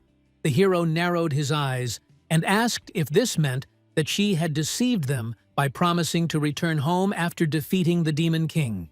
The saint explained that calling from another world requires enormous reserves of miraculous power. For this they turned to God himself, and their presence here is his will. After completing the mission, they will probably be returned back. The word probably betrayed her uncertainty, and she added that she had summoned other heroes before them, but none had been able to even get close to the Demon King. Shinjo, sensing a catch, asked what had happened to the previous candidates. Leonora looked down and replied that almost everyone had died from the Demon King's army. The survivors might be in hiding, but she didn't know their whereabouts. The hero understood why she hid the truth. Such revelations could break their resolve. Sooner or later, the Demon King's army would attack, and they would have to fight. Leonora, perking up, offered a deal. They needed the country's support to survive. She was ready to forget about the rebellion if they let her go. The hero, looking coldly at her, said that he understood everything and raised the knife, ordering her to die. Suddenly he was stopped by Mido Shuji. Shinjo, irritated, asked why the leader was interfering, since he seemed to have overcome his naivety. Mido explained that he agreed to help, believing that the saint knew a way to instantly return them home. Since this is impossible, he prefers to maintain his status as a hero candidate. Shinjo reminded them that they had already started a rebellion. Leonora interrupted and assured that she was ready to turn a blind eye to this, as if nothing had happened. The hero, recognizing the logic of her words, still considered the saint too dangerous. She won't be caught off guard a second time, and once freed, she can immediately attack Kanzaki Rin, whose control saved them from enslavement. Hashimoto supported this by noting that not everyone in the class was capable of fighting, and if they were declared criminals, defeating the Demon King would become an unattainable dream. Nagasho Reina reluctantly agreed and suggested finding a way to make the saint keep her word. Narumi, standing on Shinjo's side, stated that he did not trust Leonora. She had already almost killed them, and nothing would stop her from finishing what she started. Mido, after thinking, admitted that Narumi was right, but emphasized that killing the saint would deprive them of any chance. Shinjo understood the leader's concerns, for whom the safety of the class was a priority. The hero himself could have survived alone, but thoughtless actions threatened everyone. Nevertheless, he decided to act. Without asking for consent, he pulled the trigger. The bullet pierced the saint's head, and she fell dead. Classmates froze in shock. Hashimoto, horrified, screamed that he had killed her without waiting for a common decision, calling it unforgivable. Rin, stunned, couldn't believe what had happened. Shinjo looked at his partner and recalled their conversation in the forest. He revealed the plan to capture Leonora and find out how to get back home. If she is not capable of this, he will kill her, even if Mido protects her, and run away. Rin, shocked, asked if he had deliberately taken the blame for killing the saint. The hero confirmed that by allowing several soldiers to escape, he created the appearance that he was the one who started the riot. If he is the only one considered a criminal, the rest will be able to return to the country without any problems. Rin doubted whether everything would go so smoothly. Shinjo replied that if complications arose, her control would help smooth out negotiations with the country. The girl asked why he was taking everything on himself then. The hero assured her that he could handle it alone and told her not to worry. Looking around, his classmates noticed his disappearance. The moon above the forest turned pink. In the distance, in the camp of the Demon King's army, the Supreme General, one of the 4 heavenly kings, the Wind King Winberg, was thinking about the wanderers from another world who were blessed by God. Their attempts to eliminate the candidates failed. He reassured his subordinates, reminding them that their actions in enemy territory were limited. Even if the heroes were left alone, war with humanity was inevitable. The general had expected an easy victory, but now he found the situation much more interesting. On the second day of the journey, the main character, checking the map, realized that there should be a city nearby. Noticing the mountain, he decided to climb higher to survey the horizon. From the top, a view opened up of a small town, half a day's journey away. He got there only by nightfall, which was even better. The killer of the saint would hardly be allowed through the main gate, and it was unknown what they would do to him. Using the hook, he climbed over the wall. The first thing to do was to get money. He took a few coins from the dead soldiers, but it wouldn't last long. Walking through the dark streets, he noticed a bar, an ideal place to gather information. Inside, he was greeted and asked what he would like to order.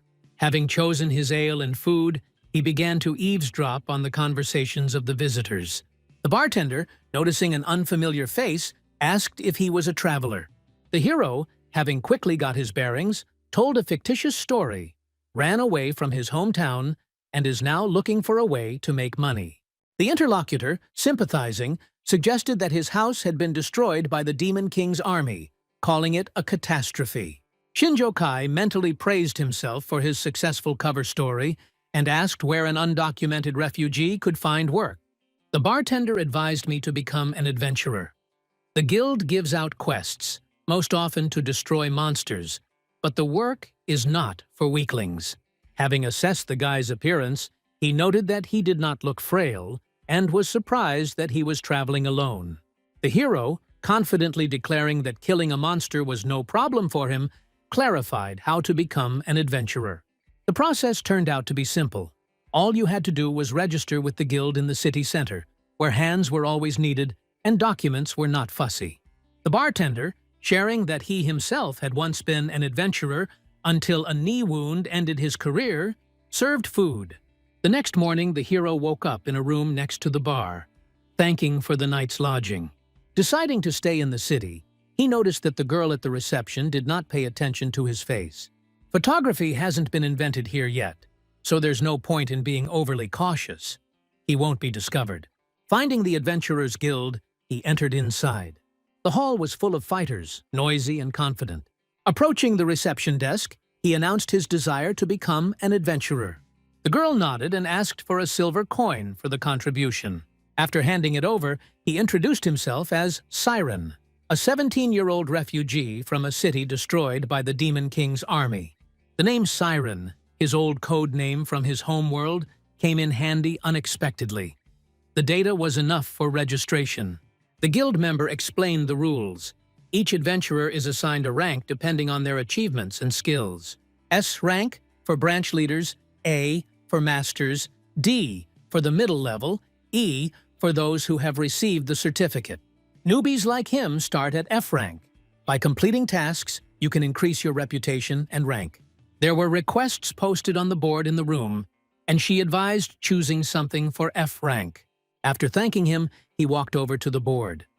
The tasks for newbies included gathering herbs or killing kobolds, monsters he hadn't met yet. Having chosen the request for kobolds, he was about to take it, when suddenly several adventurers blocked his path, declaring that they were seeing him for the first time. They mocked him, assuring him that the kobolds would quickly finish off such a weakling. Shinjo Kai, holding back his irritation, was surprised to meet such fools. The protagonist, without losing his cool, suggested that the bullying adventurers leave quietly. They, stunned by his audacity, were surprised that the newcomer dared to give them advice. The other fighters in the guild watched the scene and whispered among themselves, "These hooligans always picked on the newcomers, not respecting them." They noticed that the newcomer had no manners, otherwise he would not have tolerated the threats. But instead, Shinjo Kai instantly intercepted the fist of one of the attackers, squeezing it until the bones crunched. The leader of the group, confused, did not understand what was happening and ordered his comrades to teach the impudent man a lesson. They attacked the hero from all sides, but he fought them off with ease, and after a few minutes left them lying on the floor. Calmly taking the request from the board, he left the guild. These mid-level adventurers were many times weaker than any hero candidate, and fighting them was not difficult. Setting off to carry out the task, the hero walked through the forest. According to the information from the request, the kobold's lair was located somewhere nearby.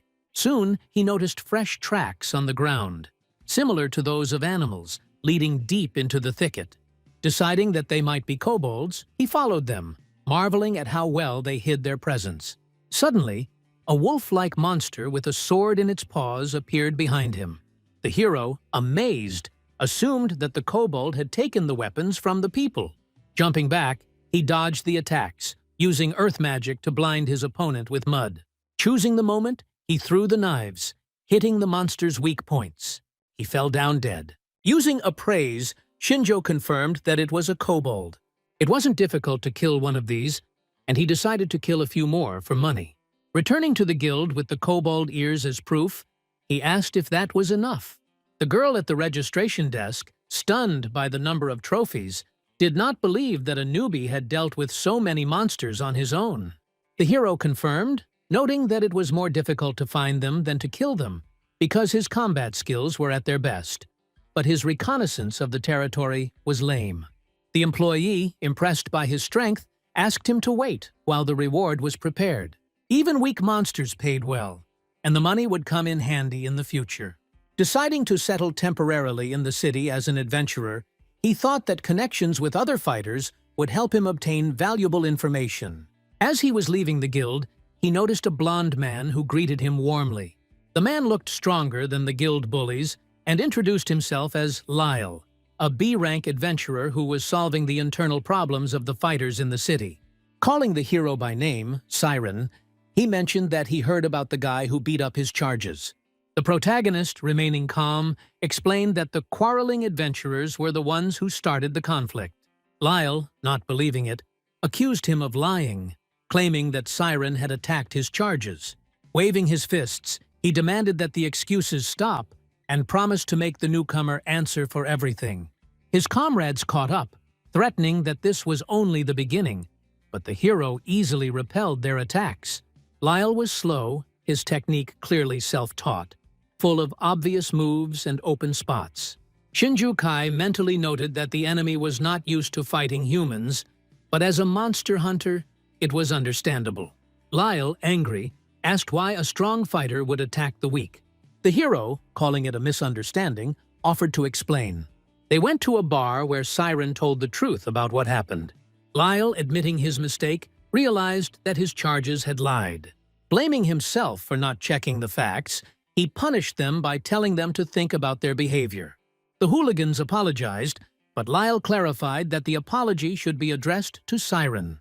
Deciding that the conflict was over, he suggested forgetting about it and asked the newcomer a few questions, feeling guilty for jumping to conclusions. Inviting Siren to ask about anything, he expressed his willingness to help. The hero explained that he was traveling and became an adventurer for the money for the journey, but his true goal was to find a way to travel to another world. The listeners gasped in amazement, hearing nothing of the sort for the first time. They assumed that Siren was a hero candidate from another world. He confirmed, specifying that he was looking for a way to where the heroes came from. Lyle thoughtfully noted that this would require rare technology that they did not understand. Siren agreed that the information was difficult to find, but any clue was valuable. Lyle suggested turning to the sage Elben, the king's advisor and an elf. Surprised that Siren didn't know about him, he explained that Elben was a legendary mage over 100 years old, known as a talented spellcaster who drew power from the spirits. Elves, rare creatures, almost a myth, sometimes appear in villages, and Elben is one of them. Even if he doesn't know the technique of returning, his magic can help. One of Lyle's comrades doubted whether the sage was alive, since there had been no news of him for a long time. Lyle apologized and admitted that he didn't know anything more, but hoped that the information would be useful. Siren thanked her, finding her useful, and, noticing the late hour, decided to return to his room. Finally, he allowed Lyle to ask a question. He asked why he needed a path to another world. The hero, smiling mysteriously, suggested that he guess for himself. The next day he returned to the guild, having received a reward for another order. A week passed, and he had saved up enough money. During this time, he became close to Lyle and his comrades, who invited him for a drink, but Siren declined, citing business. While wandering around the city, he gathered information about Elben Kelleth. 10 years ago, he was the king's advisor, but he retired, moving to the western border, near the hot spot where battles with the Demon King's army are taking place. Having decided that there was no longer any reason to stay in the city, the hero decided to visit the sage. A month has passed since the commander of the 8th Detachment of Holy Knights, named Heinrich, took over the care of the hero candidates in the temple city of Alpha, instead of the late Leonora. He asked if they had any complaints. Mido Shuji assured them that everyone considered him kind and responsive. Heinrich, satisfied, noted that each candidate was a valuable fighting unit, and he sought to show them the respect they deserved. Hashimoto thanked him for his efforts, mentally comparing him to Leonora, and finding the difference in attitude suspicious. Henry got down to the main point. At yesterday's meeting, they decided that it was time for the candidates to prove themselves in action. They are sent to the front lines along the western border, where fierce battles are taking place with the Demon King's army, in one of the hot spots. Mido Shuji, having clarified what they were talking about, reminded him of their agreement. Heinrich, realizing that he meant protecting those who did not have combat skills, assured him that this had not been forgotten and asked him not to worry. The candidates expressed their gratitude. The commander added that other work had been prepared for the non-combat members of the group, since there were not enough resources to support the idlers. Mido, remembering those who could not fight, thought that they would be glad of such an opportunity. Hashimoto asked when to move out. Henry replied that there was little time and that the detachment should be ready by tomorrow morning, asking that he tell the others to begin gathering. Hashimoto was satisfied with the fulfillment of their conditions. Mido Shuji felt uneasy at how smoothly everything was going. After Leonora's death, the knights had no trump cards to control the candidates, and her murder caused them fear. Hashimoto wondered where their classmate had gone after he killed the saint and disappeared. When the candidates reported Leonora's death, they immediately named Shinju Kai as the killer, admitting that he was one of them. The knights, interrogating him, asked where he had fled. The candidates responded that the traitor fled the scene of the crime. He had no other choice. The knights decided to organize a search party, but first to check whether the saint was really dead. One of the elders expressed doubt, wondering how they had let him go and calling their story too convenient. Arasi, getting angry, attacked the old man with accusations. He, defending himself, explained that he did not want to suspect them, but did not rule out a conspiracy in which they themselves killed Leonora. The knight intervened, reporting that he alone witnessed the candidates desperately trying to protect the saint, but were unable to stop Shinjo Kai, and she died at his hands. The witnesses insisted on the truth of their words, and the bishop, trusting him, found them innocent. Surprised by Shinjo's strength, he asked how dangerous he was. Candidates have confirmed that he is incredibly strong and secretive, never revealing his abilities. The bishop suggested that they discuss the details in a closed room and invited them to follow him. Kanzaki Rin, standing behind the pillar, eavesdropped on the entire conversation by discreetly using control, which worked flawlessly. Mido Shuji thanked her for her help, admitting that they couldn't have done it without her. He asked Hashimoto if she was worried about Shinjo. She waved it off and said that the traitor was not worth worrying about. Mido, blaming himself for what happened, believed that he had failed to protect the class by allowing his comrade to become a traitor.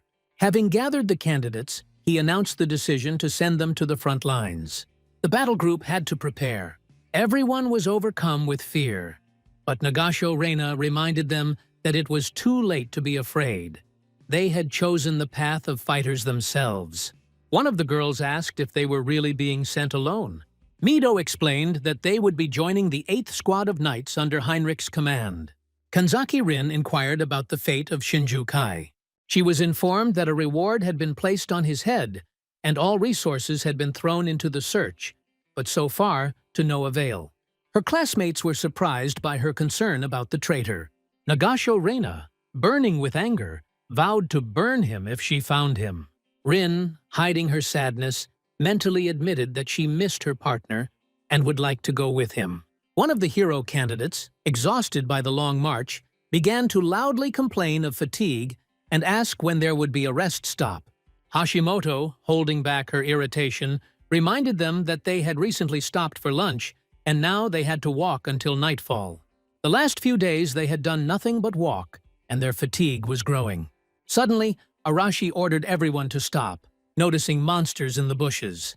The commander of the knights, who accompanied the detachment, discontentedly reproached the candidates for stopping, reminding them that this was prohibited without permission. He looked around, seeing no enemies, and doubted their words. Arashi, blazing with anger, grabbed him by the throat, lifting him off the ground, and contemptuously said that he did not intend to listen to small fry. At that moment, monsters, kobolds with huge claws, jumped out of the bushes. The knights, startled by their appearance, prepared for battle. But one of them, taken by surprise, froze in fear as the kobold rushed at him. Arashi immediately intervened and used an explosive technique, incinerating the attackers. The rescued knight, having come to his senses, thanked him, but the bully rudely ordered him not to interfere and to get out. Continuing the fight, he fought off the kobolds, burning their bodies with explosions. His comrades, delighted, noted that his attacks had become even more powerful. However, Arashi himself, breathing heavily, considered his strength insufficient to achieve his goal of getting even with Shinjo Kai. The moment when he shot Leonora in cold blood came back to him. Cursing the traitor, he recalled how from the very beginning he seemed strange, always indifferent, not even flinching under his gaze. When Arashi received the power of the explosion, he was happy, thinking that he had surpassed Shinju, but now he doubted it. Mido Shuji, noticing his comrade's gloomy mood, asked what was happening to him. Arashi waved it off and said everything was fine, but admitted that it irritated him when little things told him what to do. The detachment finally reached the western border of the sacred country of Digrest and stopped at Fort Traz. They were greeted by Amelia, the commander of the 4th Squad of Holy Knights, who thanked the candidates for coming. After introducing herself, she explained that the western border was her area of responsibility, and that she had recently become a front commander. Heinrich, surprised, asked what had happened to the former commander, Banken. Amelia, looking gloomy, reported that he had died a week ago. Wanting to offer the squad a rest after a long journey, she did not have time to finish. As a knight burst into the room with news of the Demon King's army attack, he called for everyone to take up positions immediately. The vacation was postponed, and Amelia expressed hope for help from the candidates. Mido Shuji, on behalf of the team, assured that they would obey her orders and told everyone to prepare for battle. Arashi clenched his fist and noted with grim joy that this was exactly what he needed. The Demon King's army has begun its assault on Fort Tracy. Alarm signals were heard from all sides, and the defenders hastily took up positions. Henry, the commander of the 8th Company of Holy Knights, gave the order to open fire on the approaching enemies in order to reduce their numbers before they reached the walls. The fire mages clenched their palms, cast spells, and fired flaming projectiles. The demons slowed as they passed through the flames, but they did not stop advancing. Their purposefulness left no doubt. They came to destroy. Mido Shuji watched the scene, amazed at how stubbornly the enemy did not retreat even under a barrage of spells. Amelia, the commander of the 4th Squad, noted that such attacks were useless. According to her, demons were resilient and much stronger than humans, and normal tactics did not work against them. Mido was at a loss. Under such pressure, it was unclear what to do. Amelia ordered him and his squad to obey Henry, while she and her fighters took up lower positions. Henry confirmed his readiness, and then, looking at one of the impatient candidates, he smiled slightly, pointing at him. Arashi didn't wait for the command, and was the first to rush into the attack, activating the explosion technique. The demons froze for a moment from his onslaught.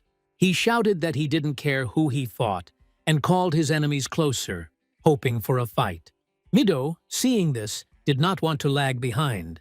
He activated the sword, surrounded by radiance, and went into battle. Using the extension skill, he increased the length of the blade and struck down multiple enemies with one swing. Feeling his power growing, he wanted to show others that demons could be stopped. His confidence gave the team determination, and the candidates moved forward. Mido realized that if he hesitated, it affected others. Hashimoto supported him, assuring him that they were nearby, and used telekinesis, directing the stones at the demons. Nagasho Rina concentrated her energy and created waves of fire, burning the attackers. Kanzaki Rin used a control technique, temporarily immobilizing the monsters, allowing others to finish them off. The knights, watching the battle, were impressed. Henry approved of the candidates' actions and urged them to continue the offensive, promising that they would be able to push back the enemy. Raising his sword, he led the squad forward. Hours later, the battlefield was littered with demon bodies. The Demon King's army retreated, and the fort's defenders achieved a major victory. When the fight was over, Heinrich approached Mido Shuji and asked him how he felt about his first fight. Mido admitted that there was still a lot to learn, and that coordinating a squad and fighting against a large group required experience. Henry praised him, adding that without him the battle could have ended differently, but reminded him that these were not the strongest enemies.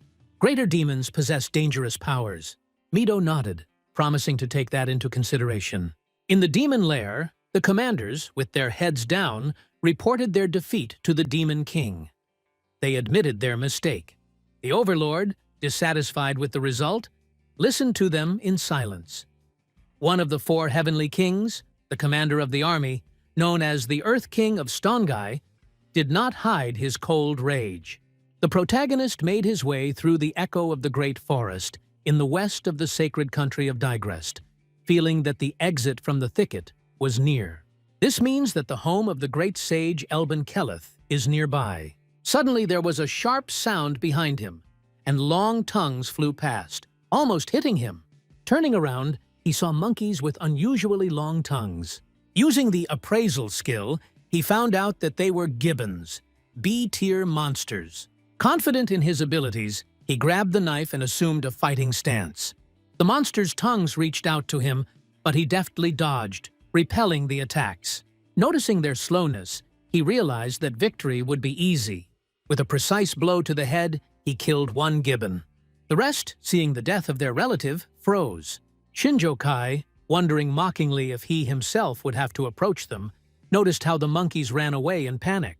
The monsters were becoming more dangerous with each passing day, and he attributed this to their proximity to the Demon King's lands. In this wilderness, where there were no cities or adventurers, only the strongest individuals survived. There were no hunters nearby who could handle such creatures. Judging by the assessment, most of the monsters were adults and experienced. Deciding to remain cautious, he headed towards the Orcano Mountains, a natural barrier protecting Digrest from the invasion of the Demon King's army. The highest peak, Death Wolf Mountain, was rumored to be the home of a sage. There was supposed to be a village at the foot of the mountain. As he moved forward, he noticed smoke, and to his horror, he saw a destroyed city. Could it be that the Demon King's army had reached here? The front line was far away, and he clearly underestimated the enemy. Running through the streets, he saw the bodies of dead residents. Having climbed onto the roof, he began to observe the demons. One of them turned to his commander, named Hector, asking what to do next. He suggested killing everyone, but their leader decided to keep the survivors as slaves. He ordered his subordinate to report what he had learned about Elban. The demon reported that the sage lived on the top of Death Wolf Mountain, confirming the information received. Hector, satisfied, announced that the priority target was to capture Elban Keleth, known as the Sage. They will make camp and set out at dawn. The subordinates, worried, reminded him of the deadly wolfen wolves that inhabited the mountain. They cannot be subdued because magic does not work on them, and their intelligence is too high. Hector, admitting his weakness in magic, waved it off. If submission was impossible, they would kill all the wolves and continue on their way. The demons, inspired, agreed. Shinju Kai, having assessed the enemies, realized that they belonged to the elite of the Demon King's army. Their leader, Hector, was a B rank, and according to rumors, there were only 10 high demons in the army. A head-on attack would be suicide. Suddenly, Hector, feeling someone's gaze, looked up at the roof and noticed a man. He ordered a search of the area, confident that it was a spy. The hero instantly disappeared, mentally praising the commander for his observation. Stealth was his strong point, and he was confident that he would not be found. As he fled, he looked for a safe place to hide, but came across people in chains, surrounded by demons. The inhabitants were crying while being held captive. Shinjo, exhaling, decided to leave. He felt sorry for the villagers, but there was no point in playing the savior. His goal was the same as the demons, to find the sage, which meant he had to get ahead of them and climb Death Wolf Mountain first. Shinjo Kai made his way through the highest and most dangerous peak of the Orcano Mountains, known as Death Wolf Mountain. There were no beaten paths here, and he had to make his way along the tracks of animals. Visibility was reduced by the loose, slippery soil, forcing us to move slowly and carefully, despite the desire to speed up. Suddenly he caught a rustling sound, barely having time to notice the movement. Deadly wolfen wolves appeared before him. He counted 3 and tensed, realizing there could be more. There were almost no traces left. The animals had complete control of the area. Suddenly, the wolves attacked from all sides with a roar. There were at least 10 of them. The hero, fighting back, jumped onto a tree, dodging their claws. Now it is clear why the mountain had such an ominous name, and why most of the daredevils who risked climbing it never returned. Using evaluation, Shinju found out that the wolves were sea level, but their strength was astounding. One of them easily broke the tree he was hiding in. As he fell, the hero grabbed the sheet, instantly creating a plan. Strengthening his body with miraculous power, he swung and threw the leaf, which, becoming sharp as a blade, cut the wolf in half. By concentrating a powerful aura around himself, he created a barrier that would injure anyone who dared to approach. The wolves, rushing at him, fell dead, unable to withstand his protection. Shinjo, amazed by the result, remembered Leonora's words. Hero candidates rely on blessings, but they were nothing compared to her miraculous power, which allowed her to control their minds through the technique of enslavement. Now he realized that the weakness of blessings could be compensated for by training the miraculous power. By mastering it, he could improve his physical abilities and resist magical attacks. It wasn't as impressive as the blessings, but it opened the door to power-ups, and the time spent practicing would pay off. Fighting off the wolves, he reached the leader of the pack, a huge beast that rushed at him with its mouth open. With one swing of the knife, the hero cut off his head. The remaining wolves, having lost their leader, retreated. Shinjo, having called them problematic, decided that they were ideal for training. Soon he noticed new monsters moving strangely, a shadow appearing in front of each one, predicting their next action. This new skill, weak point display, allowed one to see attacks a second ahead. Clutching the dagger, he began to hone his skills with delight, destroying all the wolves in his path.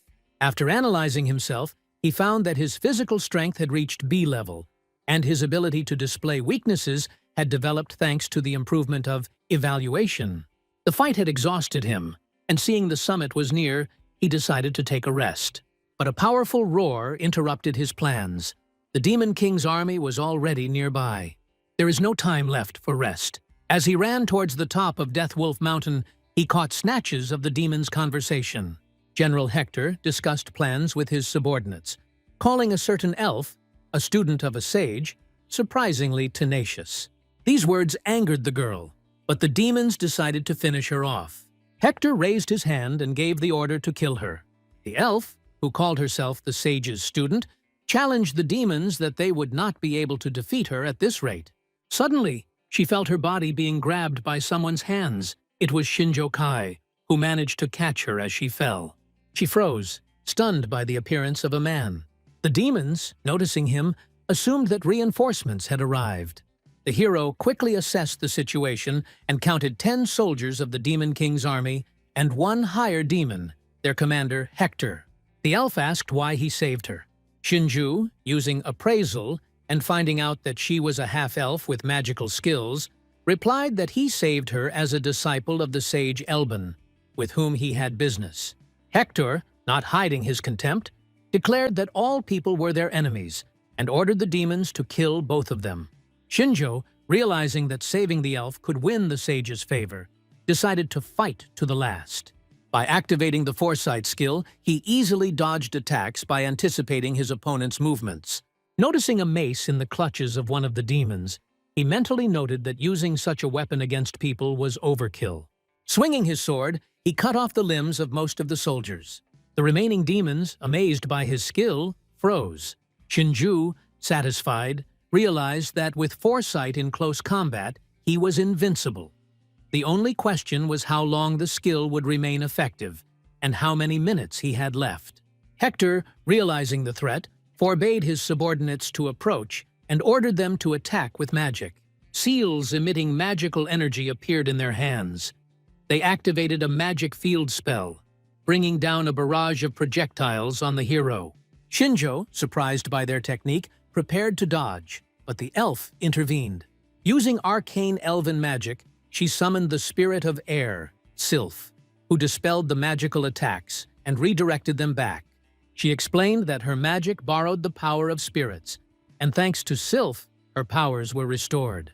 Hector, seeing that magic could not defeat them, decided to personally enter the battle. Shinjo, anticipating a fight with a higher demon, turned to the elf, offering her to deal with the soldiers while he dealt with their commander. She agreed, but, irritated, asked not to call her elf. Her name is Maya. The hero nodded, expressed his trust in the sage's student, and rushed into battle. The battle with Hector turned out to be more difficult. The demon confidently wielded a huge sword, and even with Shinjo's foresight, he barely managed to dodge. At one point, Hector touched him, and blood began to flow from the hero's side. The demon, surprised by his tenacity, noted that even if he were not human, he would still have a chance. Shinju gritted his teeth and used appraisal.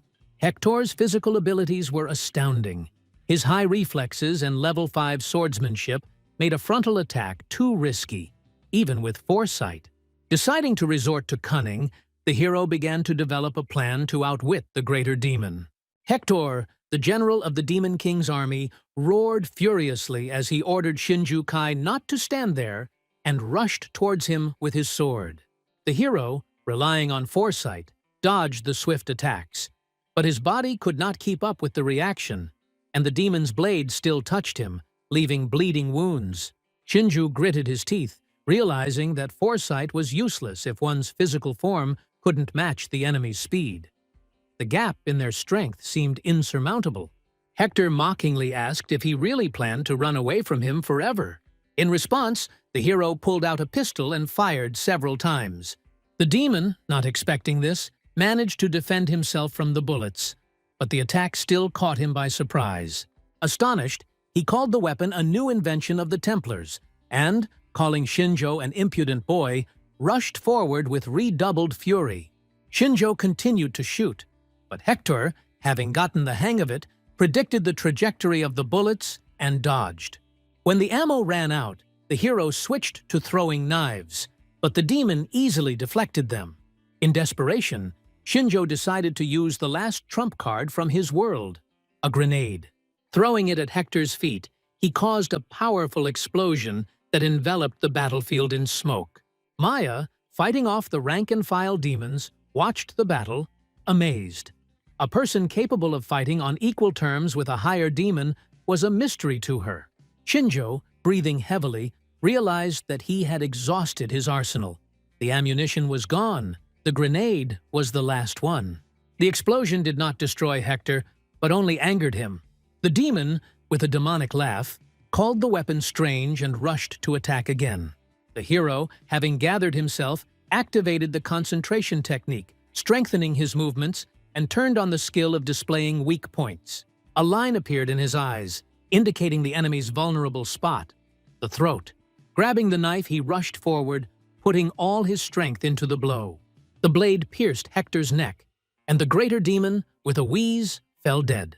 Shinjo, exhausted, realized that the combination of foresight and weak point mapping had been incredibly effective, but the strain on his body was enormous. Exhausted, he could barely stand on his feet. The remaining demons, shocked by the death of their commander, noticed his weakness and decided that they could finish him off. Maya, realizing that her spirits were at their limit and she would not be able to hold back all the enemies, still decided to protect the man who saved her. As the demons rushed forward, she summoned the fire spirit salamander, causing flames to engulf the soldiers. Their screams rent the air, and Shinjo turned around to note that Maya's fire was much more powerful than Nagasho Reina's. At that moment, another figure approached the elf. Another elf, apologizing for being late. She introduced herself as Maya's mentor, and Shinjo, shocked, realized that before him was the sage Elben Keleth himself. The mentor, approaching the hero, thanked him, noting that he had saved her student, and expressed her willingness to listen to his request. Shinju Kai, still catching his breath after the fight, asked the elf if she really was the sage Elben Keleth. She, with a slight smile, confirmed, but called herself more of a pile of old bones, retired. The hero, without being able to use assessment, still felt its power. Even in its current state, it was far beyond his capabilities. Deciding that honesty was the best strategy, he made no secret of his intentions. The sage, possessing a keen intuition, immediately realized that he needed something. She noted that he would not have made such a dangerous journey without a reason, and, being indebted for saving her student Maya, promised to help if it was in her power. Maya, interrupting the conversation, suggested that they first get to their house, since the place was soaked in blood and would soon attract the Wolfen. Elban agreed, inviting Shinjo to follow them, noting that he could use some rest. The hero, having expressed his gratitude, mentally noted that the risk to save Maya had paid off. The sage was disposed towards him. They came to a modest elven house, where Maya, having invited the guest to feel at home, went to wash herself. Shinjo, remaining with Elban, asked why they had settled in such an inaccessible place. The sage explained that she was tired of worldly cares. Even after leaving her post as the king's advisor, she continued to be sought by those who wanted to use her knowledge for their own purposes. Shinjo nodded understandingly and noted that only those like him, rare and talented, could get here. Elban, smiling, replied that she did not consider herself a monster and was glad to accept those who would conquer the mountain. Getting down to business, she asked again about his purpose. The hero admitted that he was looking for a way to return to his home world. Elban immediately realized that he was from another world, summoned as a hero candidate to fight the Demon King. She clarified that he was from the third generation of summoned, rumors of which even reached her. Shinjo, surprised, remembered Leonora's words about the previous summons. Elban said that the second conscription took place 5 years ago, and the first one 10 years ago. both generations were defeated by the Demon King's army. The calls were supposed to be taboo, but Leonora insisted on a third attempt. The sage was against it from the very beginning, considering it dubious to entrust the fate of the country to strangers, regardless of the will of God. Shinjo, agreeing, revealed that this was why he killed Leonora, to prevent further summonings. Elban, shocked, did not expect that the saint would fall at the hands of her own pawn. Calling it karma, she considered his desire to return home natural. Getting to the point, she admitted that her magic was not capable of sending him back. Shinjo lowered his head and asked if there were other ways. The sage explained that the summoning technique existed, but the reverse ritual had long been lost, as no one cared about the return of the heroes. Leonora, she said the same thing.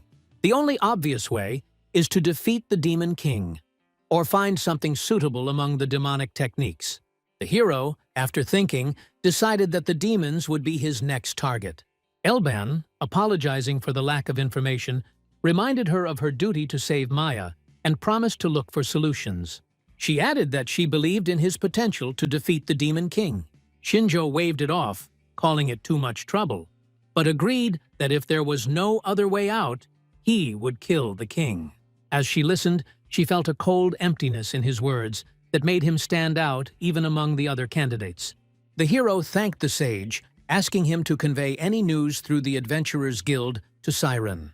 Elban wondered thoughtfully whether she could trust him. Maya, coming out of the shower, offered Shinjo to wash herself, noting that the battle and the climb up the mountain had not made him any cleaner. He agreed, but the sage suddenly offered to take Maya with him on the journey. The student, stunned, did not expect this. Elban explained that Maya would help him achieve his goal faster. Shinjo, refusing, stated that he did not intend to drag such a noisy companion along with him. Shinju Kai and the elf Maya advanced through the eastern region of the Demon Kingdom of Walrod, along the front line with the sacred kingdom of Digrest. The weather was clear, despite rumors about the harsh climate of these lands. Maya, interrupting his thoughts, explained that these territories previously belonged to Digrest, but the deeper they penetrate into the lands of the Demon King, the harsher the climate will become. The demon army occupied the region, and on the western slope of the Urkano Mountains, there was a large city called Neutrat. Once upon a time, villages flourished around it, but now the city served as a base for the demon troops, which was where they were heading, planning to get there in 2 days. Shinjo, anticipating the answer, asked what happened to the people of Neutrath. Maya, looking gloomy, said that half were killed, half were turned into slaves, and some managed to escape through the mountains. The hero mentally noted that it was not in vain that he agreed to take the elf. Her knowledge was invaluable. Remembering the moment when he refused her company, he thought of the words of the sage Elban. Then she reassured him, convincing him that Maya, with her vast knowledge, would be a useful companion for a newcomer to this world. Shinjo asked Elban what benefit Maya would gain from traveling with him. The sage explained that her student, although erudite, had almost no practical experience, drawing knowledge from books. Elban had long wanted to send her on a journey, but was too worried to let her go alone. Shinjo's appearance, having saved Maya, was the perfect opportunity. The hero, skeptically noting that she could babysit the student herself, heard in response that Elban's strength was already running out. Despite her young appearance, Shinjo, warning that their path to the Demon Kingdom was dangerous, said that he would abandon Maya if she became a burden. Elban, turning to the student, gave her a choice. Maya, after thinking about it, agreed to go with him. After several hours of travel, the elf, exhausted, complained of fatigue. They had only been walking for a day, but she justified herself by reminding him that she was a mage, not a swordsman, and was trying to be resilient. Shinjo, throwing down his bags, announced a halt, noting that he would have abandoned her immediately if he had intended to. He told her to pitch a tent, and after making a fire, they warmed themselves and ate. The hero, looking at his companion, asked why she was risking her life on such a dangerous journey if his goal was to return home, and she had no such reasons. He suspected that Elban was not telling him something. Maya sighed and admitted that he saw right through her. She told about her past. Her elven village was destroyed by the Demon King's army. They fought with people, but the demons did not spare anyone. Her parents and younger brother died, and she survived only because her father distracted the enemies. Left alone, she almost died in the forest, until Elben found her and took her as an apprentice. Shinjo interrupted to clarify that he was not interested in the past, but in her goal.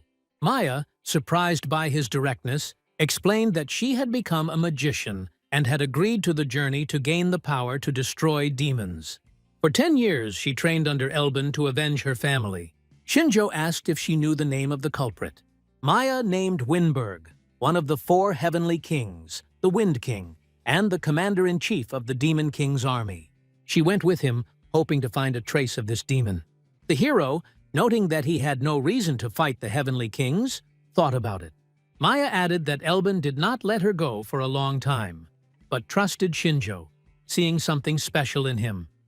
She did not know why the mentor decided so, but she was sure that he had his own opinion. Shinjo, remembering Elben's words about trust, thought that without his accompaniment, Maya would have died in search of revenge. The elf, apologizing for the difficult conversation, assured him that she would not drag him into her problems and would handle it herself. The hero, thanking for his frankness, suggested ending the conversation and going to bed, since he had to get up early in the morning. Maya summoned spirits to guard her and warn her about the monsters. Shinjo thought about the 4 heavenly kings, who were clearly superior to Hector, whom he had fought. He needs to get stronger, but there is no reason to worry yet. On the western border of the sacred kingdom of Digrest, near Fort Tracy, the hero candidates gathered around a table to discuss their next steps. The commanders advised moving from defense to offense. Amelia intervened and offered to return Fort Eris, which originally belonged to Digrest. She emphasized its strategic importance. Capturing Eris would force the demons to retreat. Henry, however, objected, considering the operation too risky. Until now, they had only been on the defensive, and a sudden attack could end in failure. One of the knights, disagreeing, teased him, asking if the captain of the 8th detachment, under whose command the hero candidates were, was really afraid.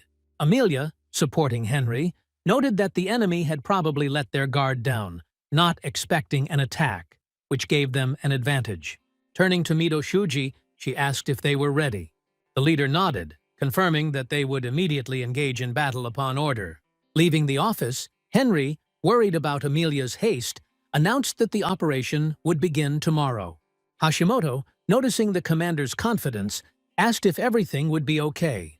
Henry, agreeing, acknowledged that an attack now, while the enemy was recovering, was logical, but expressed concern that the knights were relying too much on the strength of the candidates, seeing them as the main striking force. As outsiders, they could not object to their superiors, and they had no choice. He assured them that the 8th squad would provide all possible support, but the main burden would fall on the candidates, and advised them to get a good rest before the battle. Mido Shuji, feeling anxious, did not understand how they had come to this, but he knew that there was nowhere to retreat. At dawn, the detachment set out for Fort Eris.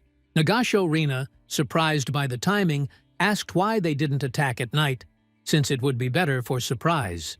Henry explained that demons had excellent night vision, and in the dark, they would have an advantage. Mido Shuji, having gathered the team, once again repeated the plan. Their goal is to eliminate the local leader, probably a higher demon. While the main forces distract the enemy, they will get inside and eliminate the leader. The candidates nodded and confirmed their readiness. The knight reported to Henry that the main detachment had transmitted the signal to begin the operation. The captain nodded and ordered them to proceed. The squad rushed forward, and the demons instantly responded by joining the battle. Knights wielding swords fought on the approaches to the fort, while the Demon King watched the battle from the castle. Meanwhile, Mido Shuji's team had penetrated the fortress. Having come across a group of monsters, they tried to interrogate them, but the leader, without wasting time, easily dealt with the enemies, cutting off their limbs. The candidates, impressed by his skill, felt confident knowing that he could be relied upon. Henry, however, warned them not to let their guard down. Their main enemy was probably waiting in the next room. As they moved forward, they encountered a barricade of demons. Turning around, they noticed another group of enemies surrounding them from behind. It was an ambush. The candidates, panicked, asked the leader what to do. Henry, keeping his cool, announced that the 8th detachment would cover the rear and the heroes should break through forward. Nagasho Rina didn't hesitate to rush in, using fire skills to clear the way. Together they destroyed the demons, clearing the way to the massive gates. Having ordered them to be opened, they went inside. Before them appeared a demon who called himself Stongai, the Earth King, one of the 4 heavenly kings of the Demon King's army. A terrifying pressure emanated from him, causing Mido Shuji to tense up. Stongai, looking at them with disdain, invited the candidates to show what they were capable of. Mido, calling on his team to be ready, mentally convinced himself not to give in to fear. Defeat would mean the death of the entire operation. Clutching his sword, he prepared to lead the squad forward, realizing that there was no retreat. Mido Shuji, focused on Stongai, did not notice the swift attack. A wave of stones crashed down on him, burying him underneath. The comrades gasped when they saw the leader fall, but he climbed out and assured them that he was fine, although his face showed pain. At this moment, Arashi, taking advantage of the distraction, snuck up on the Earth King from behind. Thanking Mido for the opportunity, he used an explosion technique, aiming at the demon. Stongai, however, instantly erected an earthen shield, completely protecting himself from the attack. The earth, obeying his will, suddenly turned against Arashi, digging into his stomach. The king, looking at the candidate with disdain, asked if this was all they could do.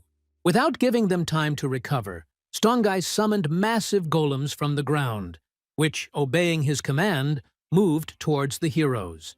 Mido Shuji, shaking off his stupor, took command and ordered them not to get close. Narumi responded by activating the skill Wind Cutter, cutting off the limbs of the clay creatures. Arashi, using explosions, blew the golems to pieces. But, noticing their slowness, he wondered in bewilderment what the point was in such weak opponents. Stongai, irritated by his mockery, showed his true strength, and new golems began to form from the fragments of the destroyed ones, regenerating before his eyes. Arashi, realizing the problem, realized that the fight would be more difficult than expected. The candidates continued to destroy the golems one after another, but they were constantly recreated. Kanzaki Rin, deciding to intervene, used the control technique, ordering the golems to freeze. While they stood motionless, the other heroes struck. Hashimoto, using telekinesis, lifted stones and brought them down on the enemies. But the golems, despite the destruction, were restored without a single scratch. Narumi, remembering the plot from the manga, suggested that in such cases it is necessary to defeat the magician who created the creatures. He suggested distracting the golems so that the others could focus on Stongai. Mido nodded and rushed towards the demon, cutting a path through the enemies. Stongai, noticing him, said with a grin that they underestimated him. He dropped to his knees and struck the ground, creating a magical seal. A stream of energy erupted from it, forming stone projectiles that rushed towards Mido Shuji. The leader, feeling the air thicken with the power of the attack, prepared for the collision, realizing that there was no retreat. Shinju Kai and Maya infiltrated the city of Neutrath, which had been captured by the Demon King's army, by making their way through the sewers. The elf admitted that she would not have thought of using such a path, despite the disgusting smell. The hero told them to be patient. The demons wouldn't notice them under the city, because they could see perfectly well in the dark. And around Neutrat, there was an open field where it was impossible to pass unnoticed. In addition, border towns are usually heavily guarded. Finding a ladder, they climbed to the surface, finding themselves on a dark street. Hearing footsteps, they quickly hid. Demons passed by, talking to each other. One complained of boredom. The other tried to calm him down by mentioning that they served in the guard of the witch lady, a rare fortune. But they both agreed that her talent was marred by her bad behavior, and decided to keep quiet as they walked away. Maya, having made sure that the threat had passed, whispered that they were talking about the princess who ruled the city, known as the Witch of the Void. Shinjo, remembering the words of the sage Elban, realized that this was the one he was looking for. A demon who could control space, who could perhaps help him return home. The question was how to make contact without provoking a fight. Maya asked what he would do. The hero decided to gather information first and told her to follow his instructions without doing anything extra. She agreed. Having made their way into an abandoned building, they watched the city from under the window. Maya, disappointed, noticed that the demons were living ordinary lives. Shinjo explained that their intelligence allows them to adopt human habits and understand speech. At that moment, the demon, noticing the slave, rudely shouted at him, demanding that he work faster. Maya, shocked by the cruelty, could not contain her surprise. The hero, reminding her that she knew about slavery, told her not to get distracted. Suddenly, a stranger's voice was heard from behind, asking if they were demons. Shinjo, engrossed in watching, cursed himself for his inattention. How did he not notice her presence? The stranger calmed him down and assured him that she was not looking for a fight. The hero, alert, asked about her intentions and how she found them. She explained that she sensed outsiders breaking through her barrier and tracked them down. Maya, shocked, did not feel any spells, which made her even more wary. The stranger clarified that her spatial technology was impossible to detect. Shinju, using appraisal, found out that the person in front of him was Isabel, an S-class demon. She introduced herself as the fifth princess of the demon kingdom of Walrod, and threatened to call the guards if they did not explain what the human and elf were doing in Neutrath. She added that they do not look like spies. Shinjo, realizing that they would not survive a fight with an S level, decided to continue the dialogue. He began to tell his story, but Isabel interrupted him and suggested that they sit down. She was bored and ready to listen. Surprised by his desire to return to his homeworld, she asked if spatial technology could really help. The hero confirmed, referring to the words of the sage. Isabel, to his amazement, stated that he had been misled. She was able to send him to another world, but for this, she needed the coordinates of his original world. Without them, the spell, although simple, is useless. Shinju, stunned by the ease of communication with the Void Witch, noted that, unlike other demons, she does not show hatred towards humans. Isabel shrugged and waited for his answer. But the hero, thinking, realized that the coordinates of his world were unknown to him. Shinju Kai, stunned by Isabel's words about the coordinates, asked how to find them. The demoness explained that there are countless worlds, and finding a specific one is an almost impossible task. The hero, using the skill Truth Assessment, an improvement obtained by increasing the level of assessment, was convinced that she was not lying. Isabel added that his body could serve as a navigator, but the blessing of the Creator God, placed on him as a candidate for a hero, blocks such a possibility. Her spatial technique is unable to penetrate the divine protection. Shinju frowned and asked if that meant the only way was to follow God's will and kill the Demon King. Isabel sighed and replied that she couldn't say for sure, but she didn't see any other options. The hero, thinking, realized that there was no simple solution. Having made up his mind, he declared that in that case he would kill the Demon King, and that would be the end of it. His wish to return home with the help of magic proved unfulfilled, and there was no easy way in sight. Maya, noticing his gloomy mood, suspected something was wrong. She asked Isabel why she was so willing to help, being a demon princess. The demoness, with a slight smile, replied that the demon kingdom was not eternal, and that she had her own interests. Opening the portal, she stepped into it, finally advising him to take care of himself, as escaping from Neutrath would not be easy. With these words, she disappeared. Maya, trembling, admitted that she was scared, thinking that the end was waiting for them. Shinju, surprised, noted that Isabel, the Demon King's daughter, was incredibly strong, and fighting her would be suicide, but her help was unexpected. He added that such luck usually comes at a price. At that moment, they looked out the window and saw demons screaming in panic about human scouts who had entered the city. The hero realized that they were discovered immediately after Isabel left. Could it be that she gave them away? But why did she leave then? Maya was confused, but Shinjo waved her off and said that trying to understand her motives was useless. They needed to escape urgently. They raced across the rooftops, dodging the gaze of the demons who, confident in their presence, were combing the city. Shinjo, using appraisal from a distance, was unable to discern who gave the order, but he sensed a growing threat. Suddenly he froze, crouching, and ordered Maya not to move. He felt a magical power comparable to Isabel's, and perhaps even superior to hers. It was Winberg. Maya, trembling, could not believe that he was here. She confirmed that it was the one she had sworn revenge on.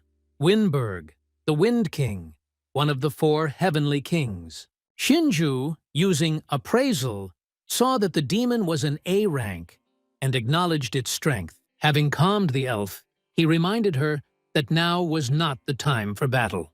The hero turned around and whispered that the wind technique allowed them to detect enemies by air vibrations, and they needed to move extremely carefully. Overhearing Winberg's conversation with the demons, they learned that he doubted the presence of spies, but his subordinates confirmed their infiltration. Winberg interrupted them and said that he already knew the answer. If people were here, they would be destroyed.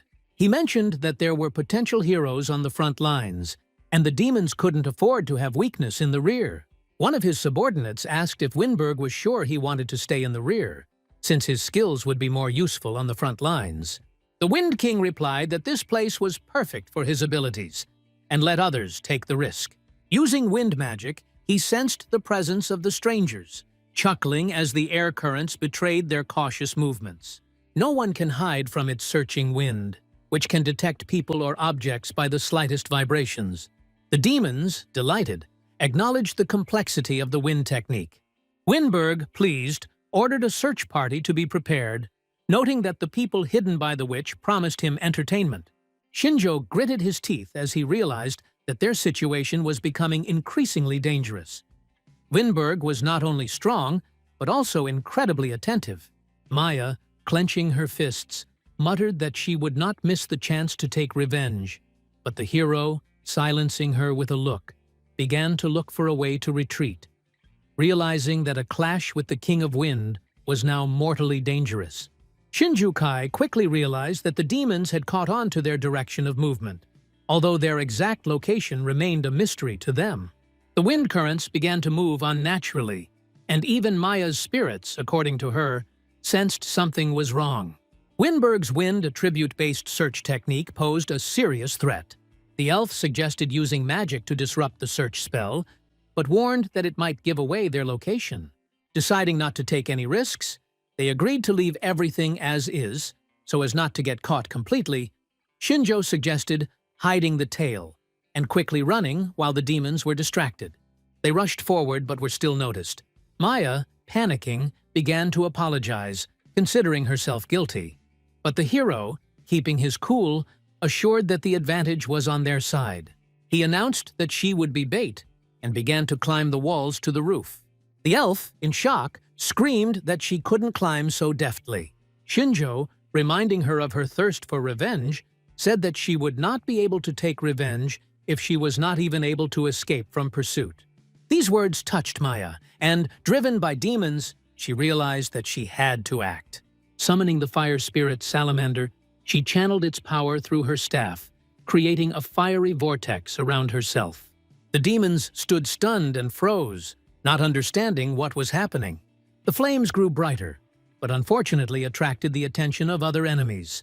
Shinjo, taking advantage of the confusion, jumped from the roof and began to quietly kill the demons by cutting off their limbs. One of the enemy leaders, hearing a strange sound, turned around and saw the bodies of his comrades. At that very moment, the knife was at his throat, and he fell dead. Maya, continuing to fight back, held back the onslaught of demons, but their numbers seemed endless.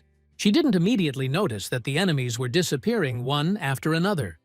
Shinjo was sneaking up behind her and methodically destroying them.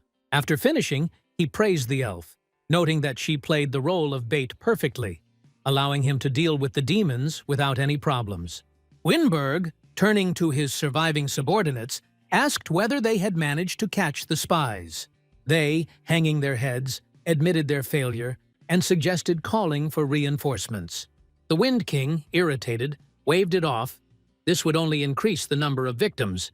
He declared that he would personally deal with the little people and track them down with the help of his magic. Maya, feeling a new wave of wind mana, realized that Winberg was using the search technique again. In desperation, she summoned the wind spirit Sylph, hoping to break his spell. Shinju tensed up and muttered that it seemed like the Wind King was following them. Winberg, noticing their presence, grinned, realizing that he was dealing not with simple rats, but with serious invaders. Maya, seeing him, trembled with rage. Shinjo, having assessed the situation, asked if she was ready for revenge, since now she had a chance. The elf, clutching her staff, replied that she had been preparing for this moment for decades. Shinju Kai, assessing the situation, warned Maya that a protracted battle with Winberg, the Wind King, would lead to defeat. They must defeat him quickly, preferably with one blow. The elf nodded and summoned the wind spirit Sylph, preparing to attack. Winberg laughed and reminded them that he was one of the 4 heavenly kings, the master of the wind, and that their attempt to use the wind against him was either brave or insanely stupid. Concentrating a whirlwind around himself, he quickly approached. Noticing Shinjo trying to close the distance, he mockingly asked if the hero really thought that his searching wind wouldn't pick up the slightest movement. Shinjo exhaled, realizing that Winberg was the natural enemy of his killing techniques. The search wind compensated for any blind spots, making stealth useless. Maya, raising her staff, confidently declared that she could handle it. She explained that Winberg's search technique worked by manipulating the wind, but if she disrupted its flow with the Sylph, it would destroy the spell. Winberg, surprised by her knowledge, suspected something was wrong. How did the elf know the details of his fighting style? Shinjo, noticing her determination, realized that the thirst for revenge works wonders and decided to play along, getting closer to the demon. Winberg, noticing his maneuver, soared into the air, mocking, "Did the hero really think that he couldn't fly?" Shinjo, remembering Narumi's flying technique, realized that the situation was getting more complicated. Suddenly, he heard Maya's scream calling him to jump. Trusting her instincts, he activated his foresight and weak point mapping, rushing at the enemy with a knife. However, as he got closer, he noticed that the vulnerable spot on Winberg's body had disappeared. Before he could react, he barely avoided the counterattack. The demon, taking out a hilt from which a sharp blade grew, forced the hero to draw his sword. Winberg, recognizing his skill, remarked that it was he who taught Hector fencing. At that moment, a huge rock thrown by Maya flew past Shinjo, crashing into the wall. Winberg, surprised, noted that the elf had earth magic in her arsenal, which was unusual, and her tactics made the fight more difficult, since the wind couldn't knock the stones away. Suddenly, he remembered the destroyed elven village and realized that Maya was a survivor of that massacre. When he asked if they had really killed Hector, he received confirmation. Winberg chuckled and said he now knew what it was like to lose a loved one. Maya, blazing with anger, reminded him that 10 years had passed, and all this time she had been training to kill him. The demon yawned and called it empty nostalgia. He remembered how fun it was to watch the elves in despair, begging for mercy, and how they were consumed by hopelessness. Maya, beside herself with rage, was ready to pounce on him, but Shinjo stopped her, urging her not to succumb to provocations. "Her magic is needed for victory. Calming down," she nodded. Shinjo, analyzing, realized that Winberg had both close-range and long-range attacks and had no weak points. Deciding to use provocation, he hoped to throw the demon off balance. Winberg, calling them a pushy duo, admitted he didn't expect such tenacity from the man. Having guessed Shinjo as a candidate for a hero, he noted that he knew all the dangerous people of Digrest, but he saw a hero for the first time. This meant that he, the new weapon of the Templars, confident in his superiority, the demon saw no reason to worry. Shinjo, knowing that the precognition would last for another 3 minutes, warned Maya that time was running out If they didn't defeat Winberg quickly, they were finished. Asking the elf to borrow her ears, he began to outline his plan. But Maya interrupted him and said she had an idea. Shinjo Kai, after hearing Maya's idea, agreed, but reminded her of her own words so that she would not interfere.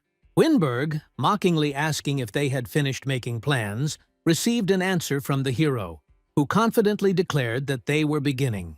Maya, summoning the wind spirit Sylph, lifted her partner into the air while simultaneously using the earth spirit Gnome.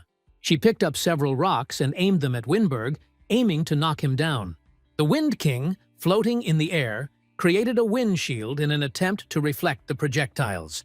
But Shinjo, taking advantage of the moment, closed the distance and entered into close combat. Maya, without stopping, announced that this was not all, and launched new stones from behind. Winberg, amazed by her control, had not expected such precision.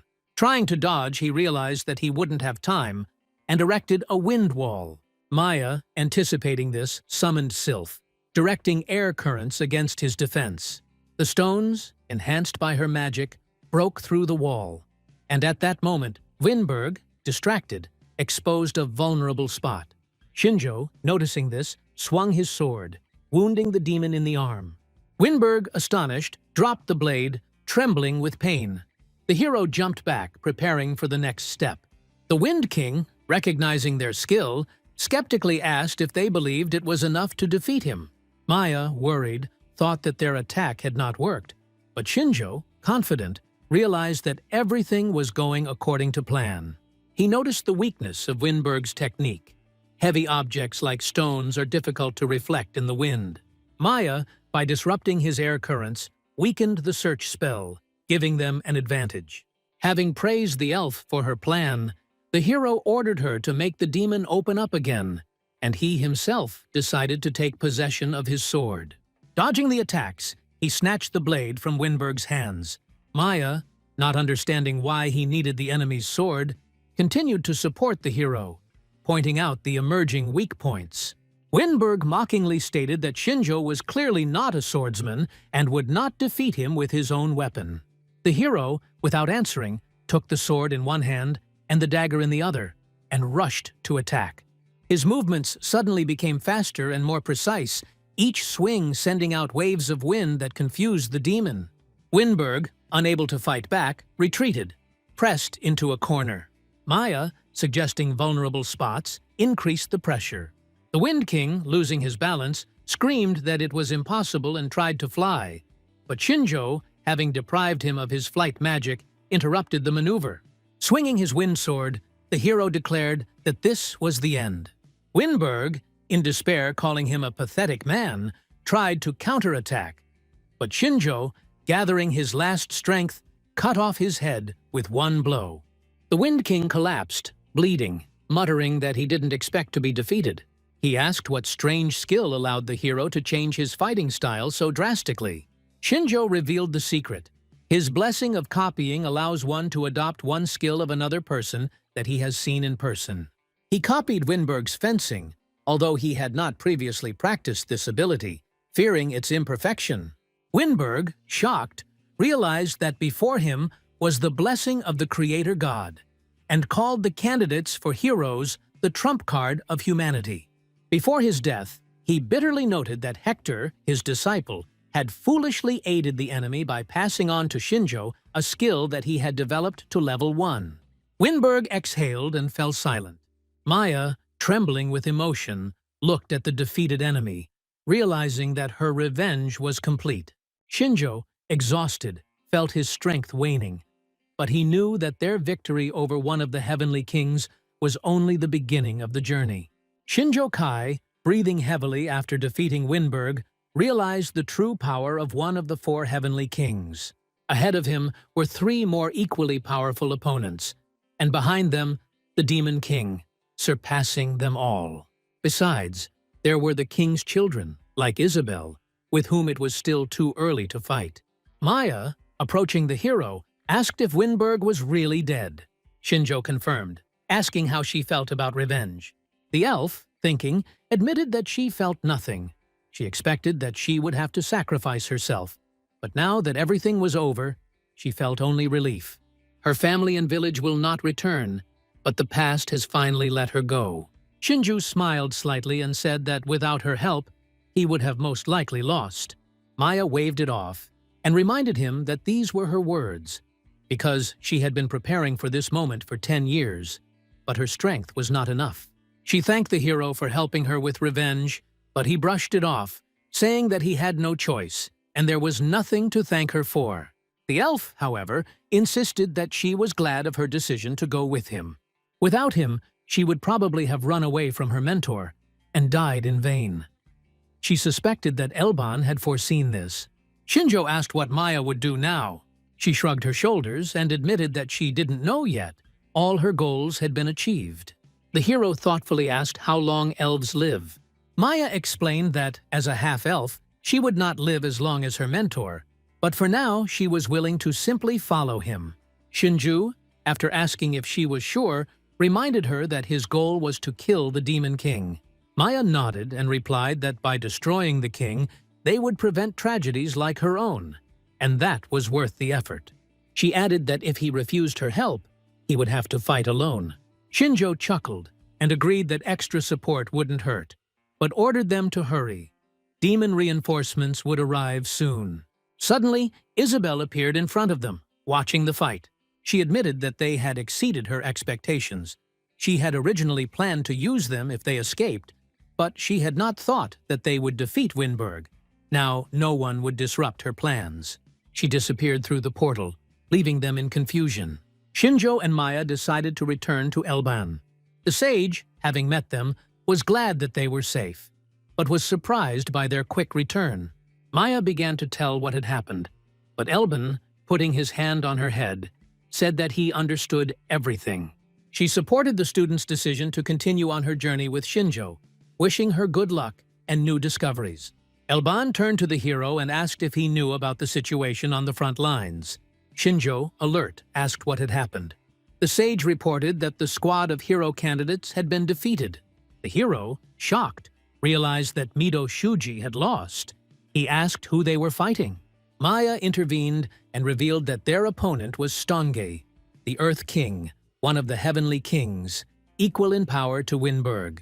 Elban added that, although they miraculously survived, the candidates suffered greatly and their fighting spirit was shattered. Shinjo, after thinking about it, decided to go to Fort Tracy.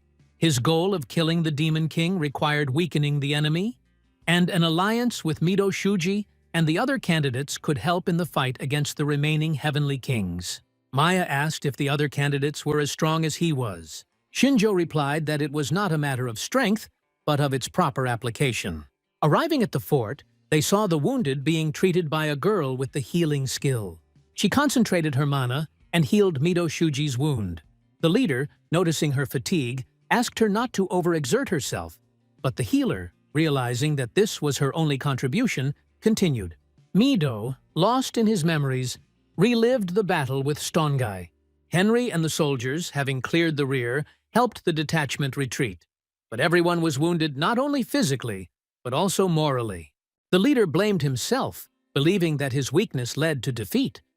He should have defeated the Heavenly King, but he failed. At Fort Aris, Stonge, the Earth King, stood guard over the surrounding area. Shinjo Kai, hiding at a great distance, studied him carefully. Maya, amazed by his keen eyesight, asked how he could see so far. The hero explained that as the appraisal level increases, secondary skills improve, including vision range. Using detailed evaluation, he learned that Stongai, a B rank with high durability, his defensive abilities were greatly enhanced. A new skill that appeared at the 4th level of evaluation allowed one to analyze the enemy's abilities, which gave an advantage in battle. However, after using display weaknesses, Shinju found nothing. Stongai had no weak points in his current state. Maya asked if he had managed to find out anything. The hero replied that the lack of weak points made the task more difficult. He learned that the demon had a high level of earth technique, masterful fencing, and a unique skill that activated in defense. Maya, thinking, noted that the title of Earth King was related to his attribute, which, like water, is strong in stability. Shinju asked if there was compatibility between attributes. The elf explained that it all depends on the purpose of the technique combination. Earth is not universal, and Stongai has a specific spell that determines his style. Without understanding this spell, the weak points would remain hidden. She had a hunch, but she didn't elaborate. Shinjo, deciding that he needed to face the demon at least once, asked about her idea, but the conversation was cut short. Meanwhile, at Fort Tracy, Mido Shuji, lost in thought, berated himself for his defeat at the hands of Stongai. He wondered what would have happened if Shinjo Kai had been with them, but he immediately pushed those thoughts away, deciding that he would not run away and would fight to the end. Suddenly his comrades crept up on him.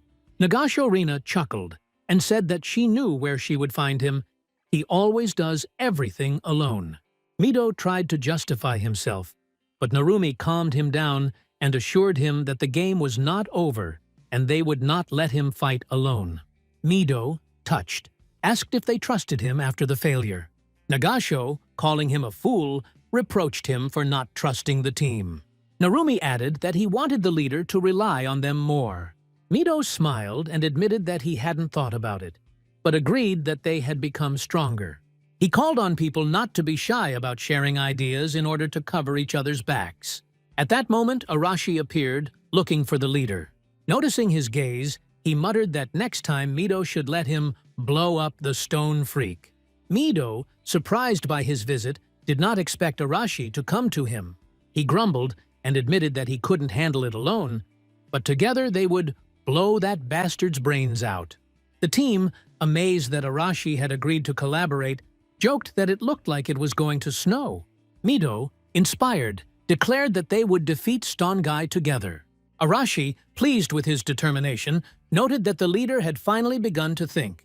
Kanzaki Rin, watching from the side, was happy about their unity, but worried that they still didn't have a tactic against Stongai. Suddenly she heard a familiar voice. Shinjo Kai, appearing from the shadows, asked her to remain silent so as not to attract attention. He asked if it was true that they had lost to one of the heavenly kings and what spells Stongai had used. Rin confirmed that the demon created golems and controlled the earth, which completely coincided with Maya's guess. Hearing her name, Rin flushed, suspecting that she was his girlfriend. But Shinjo waved it off and thanked him for the information. Rin asked if he wanted to fight them, but the hero replied that he would help, but from the shadows, as always. Open interference, he said, would only harm the team. Shinju, thinking, began to formulate a plan, realizing that knowledge of Stongai and its techniques could be the key to victory for Mido Shuji and his squad. At Fort Tracy, the hero candidates prepared for a new battle. Among them was a newcomer, still not accustomed to battles. She was glad that with her, their squad numbered exactly 100 people. Nagasho Rina, noticing her enthusiasm, praised her. She also noticed the number 9 student and was surprised by her decision to join the combat squad. Yumi, embarrassed, explained that she had heard about the difficulties the team was facing and wanted to help. She asked if everything would be okay. At that moment, her thoughts were interrupted. A couple of days ago, being exhausted after cleaning, she found Shinju Kai in her room. Yumi, screaming in surprise, demanded to know how he had entered her room without permission. Shinjo calmly said that he hadn't seen her for a long time, and reminded her that Mido Shuji and the others were fighting on the front lines. Her healing skill, which involves mana manipulation, is needed to help them win. Yumi objected that she was not a member of the squad, but the hero, noting her inner strength, encouraged her to join Mido. He added that Leonora, who had filled her with fear, was dead. Shinjo had killed her. Yumi's mental wounds had healed, and now was not the time to pretend to be an awkward waitress, remembering that incident with the broken plates. Yumi clenched her fists and asked why he thought she would agree. Shinju chuckled and said that he knew how to convince her, and asked if she didn't want to help Nagasho Reina and Chinami. Yumi, recognizing his ability to find the right words, was surprised by his concern for his classmates. Shinjo explained that he simply did not want to lose a valuable ally with her abilities. Yumi, remembering that he was wanted, asked if he was going to join the squad. The hero replied that Digrest's army was still looking for him, so he was acting from the shadows, moving the pieces into the right places. Yumi, clenching her fist resolutely, agreed to try if her power could really help. Meanwhile, Kanzaki Rin, remembering the conversation with Shinjo, understood why he needed Yumi.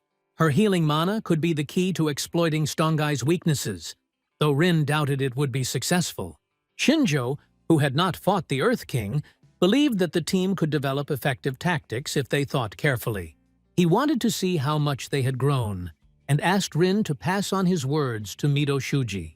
The girl nodded and returned to the team. Mito approached her and discussed the battle plan, emphasizing that this time they must not lose. Rin nodded silently, at a loss for words. Maya, observing the candidates from hiding with Shinjo, noted that he could have come up with a better strategy. The hero replied that by telling them what to do, he would be depriving them of their independence. His goal is to kill the Demon King, and to do so he needs candidates who have power but lack control. He will give hints, but in battle they will have to think for themselves. At this time, Amelia and the knights approached Fort Aris. She ordered the soldiers to attack, taking the demons by surprise. They, regretting that they had allowed the enemy to retreat the last time, rushed into battle. Amelia, inspiringly, ordered that the path be cleared for the candidates so that they could reach the leader. Mito Shuji's team rushed forward, fighting off the monsters. Through the window they saw Stongai, who seemed to be waiting for them. Muttering that he wouldn't let them go alive this time, he summoned stone golems.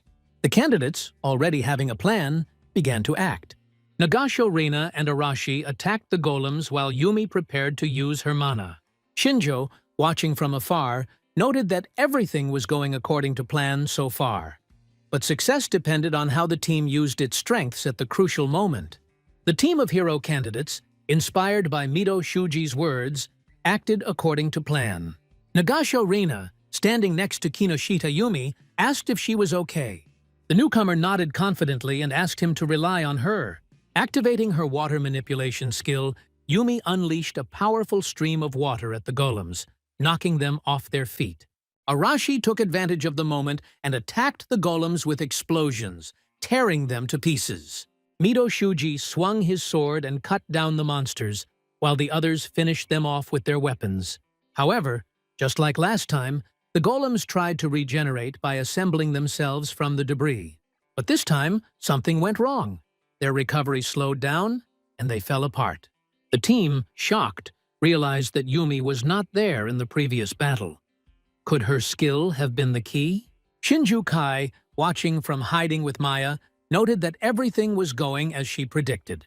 The moisture that had soaked into the rock that bound the golem's stones had damaged their structure, making them more difficult to control. The effect had exceeded the elf's expectations. Mito Shuji, noticing that the wet golems were not regenerating, called on the team to destroy them. Yumi, feeling a surge of strength, used the skill Big Wave, flooding the battlefield with water, finally destroying the golems. Stongai, the Earth King, realized the enemy's plan to first neutralize his golems and then attack him himself. Praising their strategist, he declared that the golems were just pawns, and now they would see the true power of the land. Picking up rocks from the ground, he rained them down on the team like machine gun fire. Hashimoto used telekinesis to intercept the falling rocks and send them back at the boss. Stongai, surprised, did not expect anyone to interrupt his control over the land. At that moment, Kanzaki Rin used her control skill, paralyzing the demon. Arashi, deciding this was his chance, charged at the boss, delivering explosive punches. But Stongai erected a mud wall, mocking that his defense could not be penetrated. Mito Shuji, using the distance reduction skill, instantly appeared behind the enemy and swung his sword, aiming for the neck. However, Stongai reacted by parrying the attack with his blade, stating that he could not be stopped that way. Hashimoto used telekinesis again, returning the rocks to the battle, and Narumi manipulated the wind to launch wind spears at the demon. The team attacked from all sides. Stongai, while acknowledging their efforts, still believed that it was not enough to break through his defenses. he erected a stone wall, expanding it to keep out his enemies. Yumi, realizing that her moment had come, used water magic again, flooding the stone wall.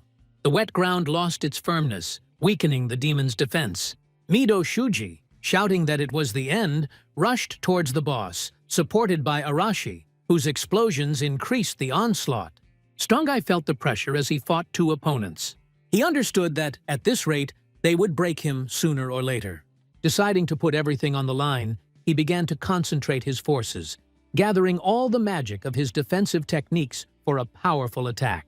At this moment, Shinju Kai, who was watching from the shadows, activated Weakness Display. Noticing the vulnerable spot that had appeared during Stongai's moment of concentration, he threw the dagger with frightening accuracy. The knife, piercing the target, caused the demon to stagger. Stongai, roaring, fell to his knees. His stones froze in the air and then turned to dust. The team, stunned by the sudden fall of the boss, did not immediately understand what had happened. The team of hero candidates rejoiced, celebrating their victory over Stongai, the Earth King. Mido Shuji and Arashi delivered the final blow, but the leader, who noticed the flying dagger, realized that the decisive moment did not belong to them.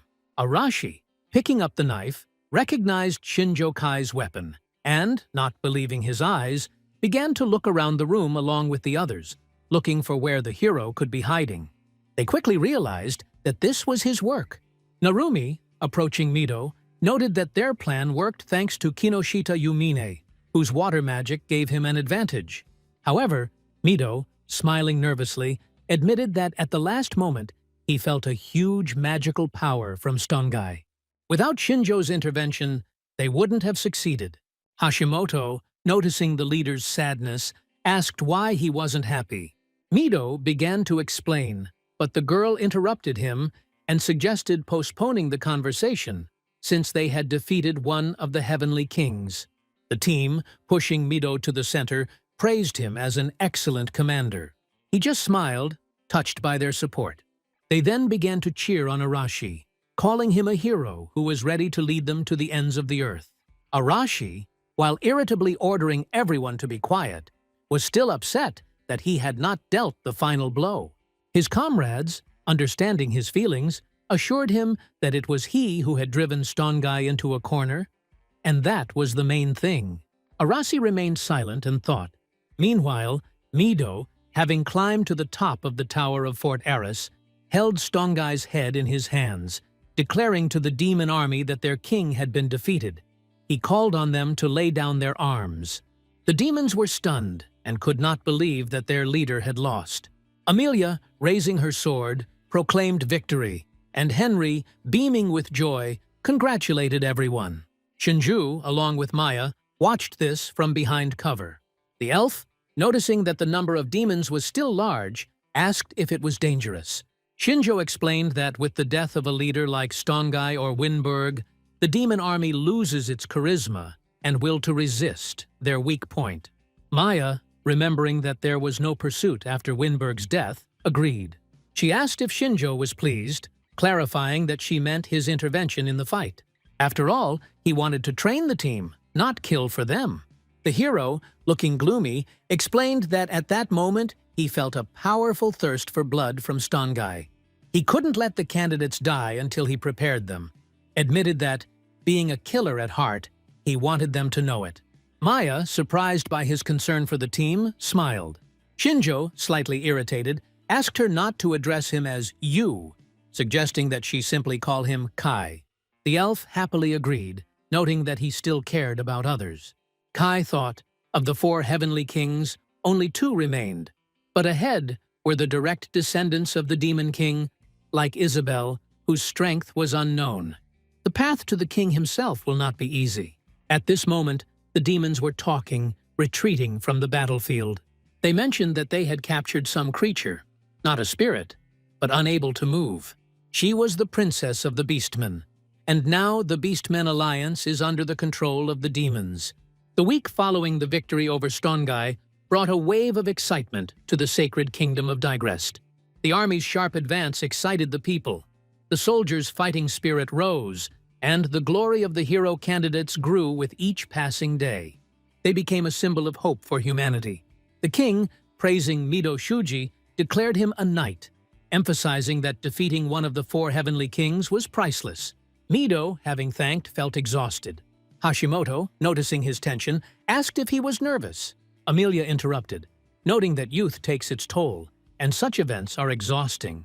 Henry added that Mido, who had not received an aristocratic upbringing, spent the whole night studying etiquette so as not to disgrace himself in front of the king, and did it flawlessly.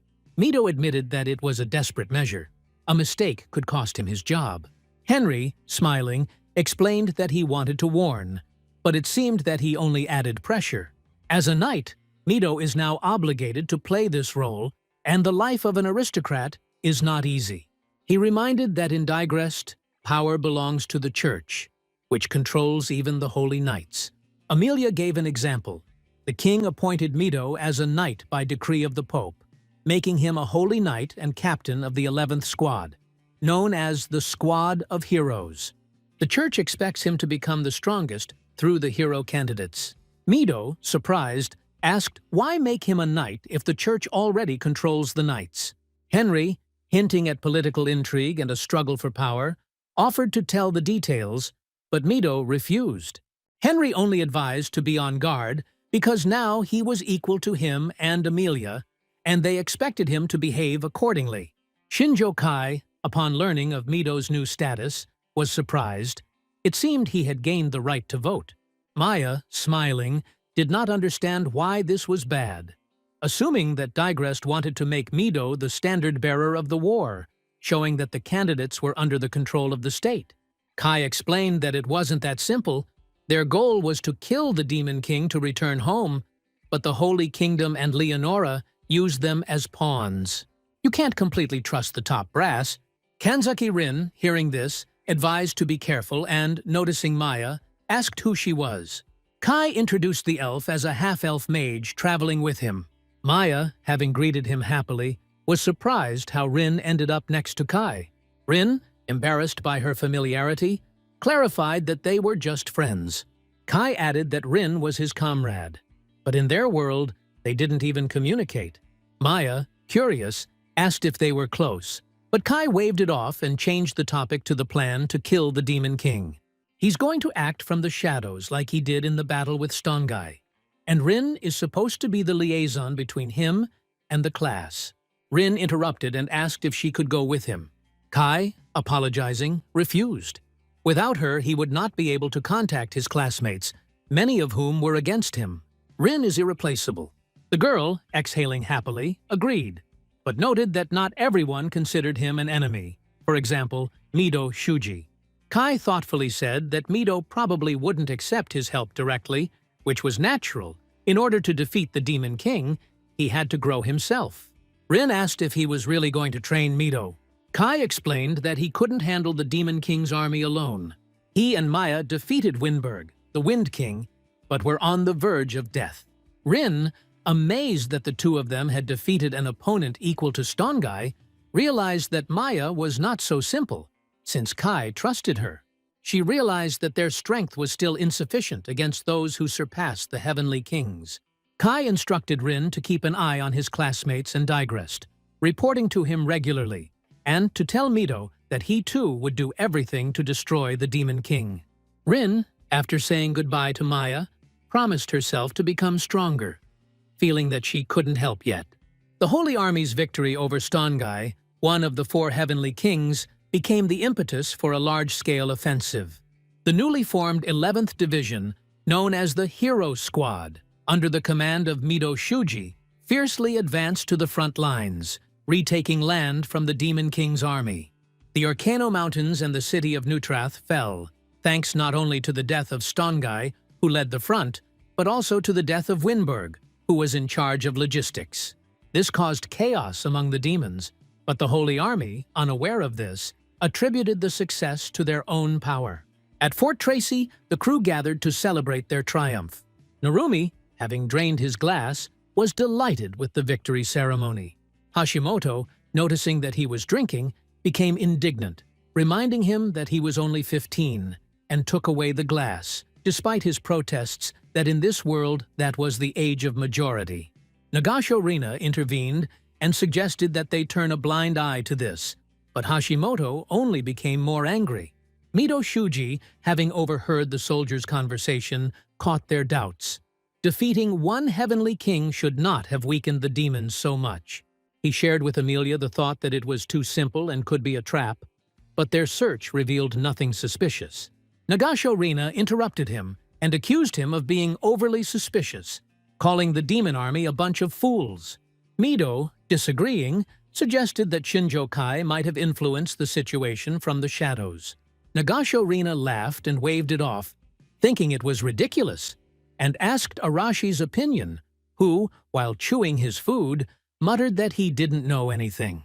Kanzaki Rin intervened and confirmed Mido's words. Shinjo Kai told her that he had killed Winberg, who was in charge of these lands, which weakened the demon's defense. Everyone gasped, amazed that he had single-handedly defeated the Heavenly King. Narumi smirked and remarked that he always suspected Shinju was muddying the waters by calling him a monster. Nagasho, flushed, accused Rin of lying. But Hashimoto, angry, declared that even if it was true, she would not forgive him. The team wondered what Shinjo was doing now. Rin shrugged and replied that she didn't know, but his goal was to kill the Demon King. Meanwhile, Shinju Kai and Maya, west of Neutrath, were fighting a horde of monsters. The hero used a new skill, Thunder Strike, enhanced with lightning, which was activated thanks to Maya's magic. The elf summoned the spirit salamander, surrounding the enemies with fire. After the fight, Shinjo asked her not to imitate his style, to which she retorted that she only intervened when he was in danger. The hero sighed and admitted that his control over the technique was still weak, despite his training. Maya explained that his thunder attribute is rare. His attacks are fast and powerful, but difficult to control. For a beginner, he had already mastered the basic techniques, which was abnormally fast, since his friends had gained control through blessing. Shinju, thinking about Thunder Strike, complained that he couldn't use it in battle due to the distracting enemies. Maya explained that a successful spell requires a clear image in the mind, which is difficult to achieve in close combat, so she avoids such battles herself. Kai objected that he needed the technique specifically for close combat, otherwise it was useless. He began to doubt whether it was worth spending so much effort, but admitted that new power was necessary to defeat the Demon King. He praised Maya, calling her knowledge worthy of a sage's disciple. The elf, embarrassed, waved her hand, but was interrupted by a new squad of monsters. Shinju chuckled and noted that the enemies were a good practice, but their numbers did not decrease no matter how many they killed. Shinju Kai, continuing to fight the horde of monsters, once again used Thunder Strike. Lightning struck the enemies, causing them to writhe from the current. Practice paid off. He could finally use the technique in battle, but its power still left much to be desired. Dodging the attacks, he darted from one monster to another, stabbing his dagger into the weak points revealed by the assessment. The monsters fell, but their numbers did not decrease. Kai realized that throwing daggers enhanced with magic was more effective, but creating a clear image for spells during combat was difficult. Suddenly, one of the monsters attacked from behind, but the hero reacted, cut off its limb and, clinging to a tree, dodged a new attack. The monsters attacked from the front, but Kai, waving his dagger, fought them off. Among the horde, he noticed a leader. Using assessment, he determined its location and decided to test Thunder Strike on it. Maya, exhausted, continued to use Salamander's fire magic, creating explosions. She shouted to Kai that it was time to retreat. There were too many monsters, and they would not advance any further. The hero agreed, noting that their strength was running out. They ran for cover. Maya, breathing heavily, complained of fatigue, and Kai added that the enemies were not only numerous, but also strong. He assumed that only demons lived in these lands, since they easily controlled monsters with low intelligence. Reaching the cliff, they looked down at the Demon Kingdom's territory, realizing that invading it would be difficult. A week after the reconnaissance, the Holy Army continued its offensive, retaking lands and invading the Demon Kingdom. However, Hordes of much stronger monsters awaited them there. For the hero candidates, this was not a problem. They fought back confidently, but ordinary soldiers became prey. Amelia urged them not to panic, but Heinrich noticed that the monsters' attacks were not chaotic. They were clearly controlled by a demon. Mido Shuji, having seen the figure in demonic attire, realized that it was the greater demon Elsa. She smiled coldly and ordered to use the monsters to exhaust the human army and then send out the demonic troops. Mido, realizing that they would be overwhelmed by numbers, ordered Amelia to retreat. She gave the order with a heavy heart. The demons, pleased, discussed the ease of victory. One of them noted that using only monsters was Elsa's decision to play it safe. Another mentioned that the Beastmen Alliance would soon be under their control, and the demonic elite had begun to take war seriously. The victory over the two heavenly kings alarmed them, but they believed that humans could not defeat everyone. Maya, who overheard this with Kai, was surprised. Is the Beastmen Alliance under the control of demons? She had never heard of such a thing. Kai frowned and asked her to help him gather more information, realizing that this turn of events changed the balance of power. After a devastating retreat from the Demon Kingdom, the Holy Army returned to Fort Tracy for healing and rest. Amelia reported that they were able to retake their lands, but they were immediately routed in enemy territory. She asked if anyone had any ideas on how to fix the situation. The problem was the endless stream of monsters, and without a solution to this threat, the invasion was pointless. One of the knights asked if they had seen the demons tame such creatures, noting that their Arab technology did not provide for such a thing, and until now, they had acted in a straightforward manner. Henry noted that the demons seemed to have become more serious, and behind the monsters, there was an experienced higher demon who knew the tactics of people. Knight Artem suggested sending scouts into the forest near the border, where there are the most monsters. If you can break through it, you can fight back the demons. Amelia objected. The forest was too big, the paths were unknown, and the enemy had probably provided protection. She called for calm. They returned the lands of the people, albeit with losses. More soldiers died during the retreat than in the battle. Henry agreed that morale was high, but was it worth moving forward?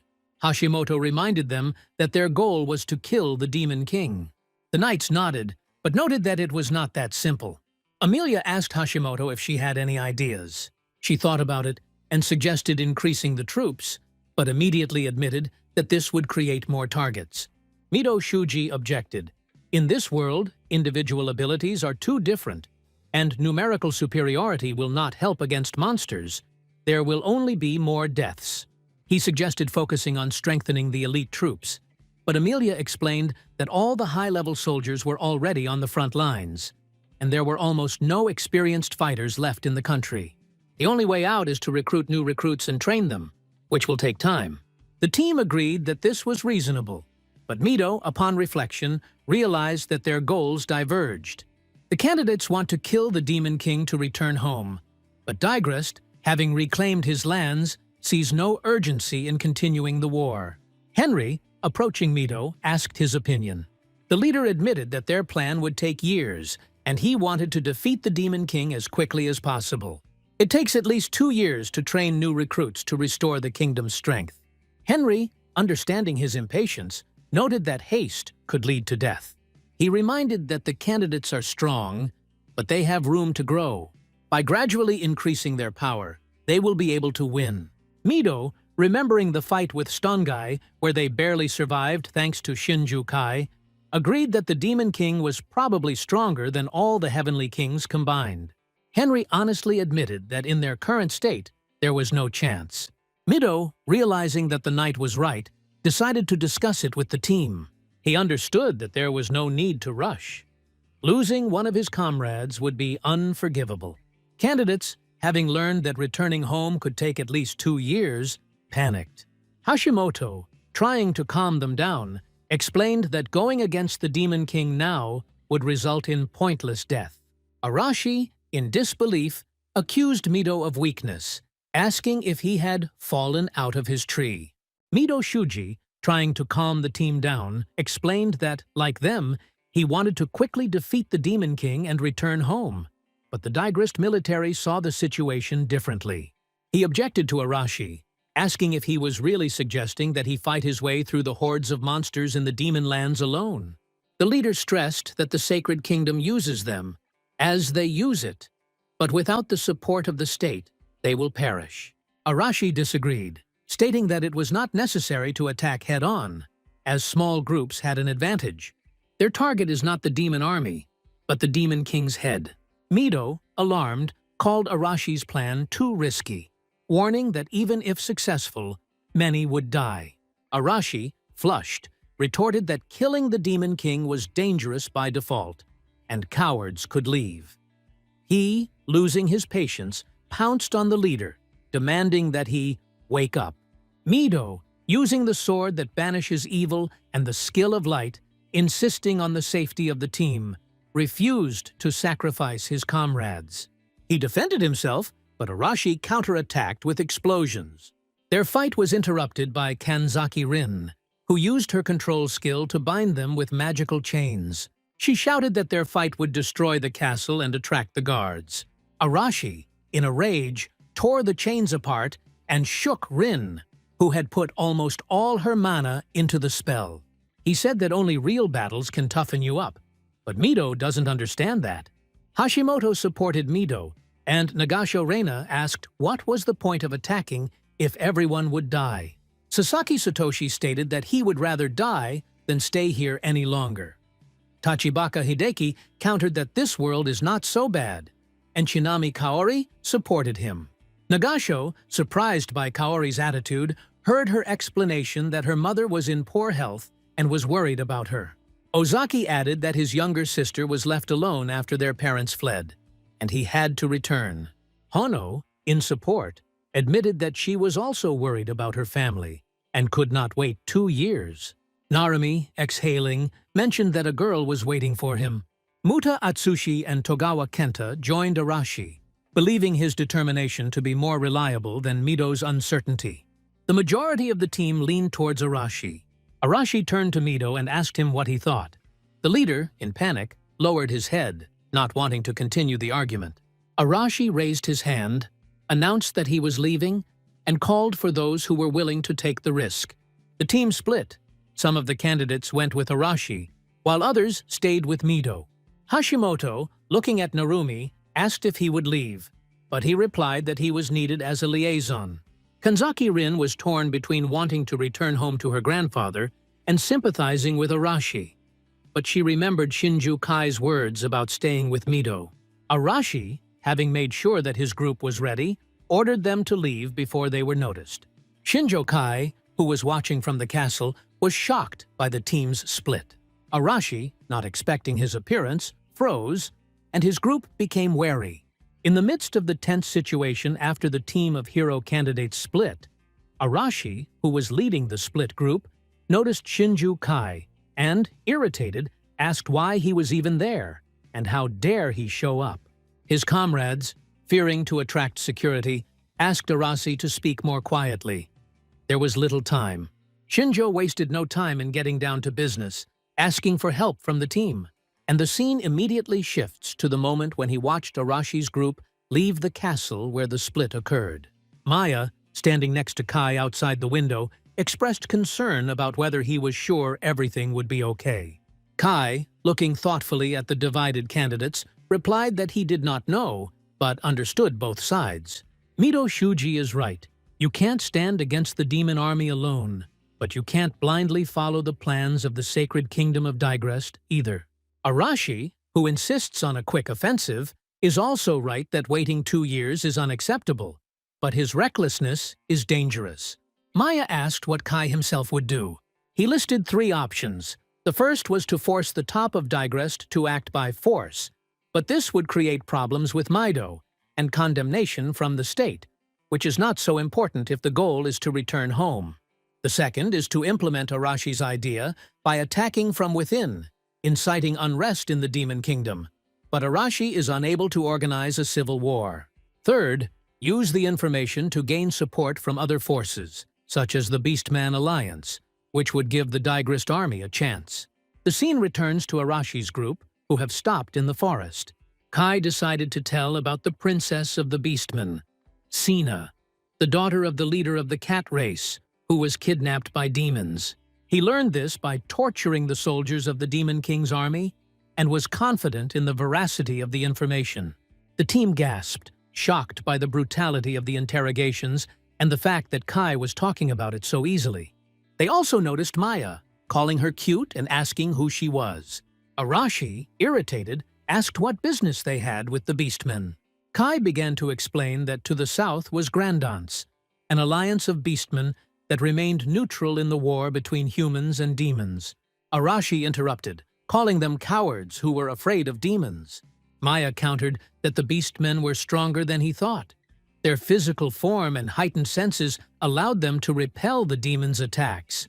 But their strength was not enough to destroy the Demon King's army, whose main forces were occupied by humans. Kai explained that saving Sina was a trump card for negotiations with Grandance. If they unite with humans, there will be a chance to turn the war around.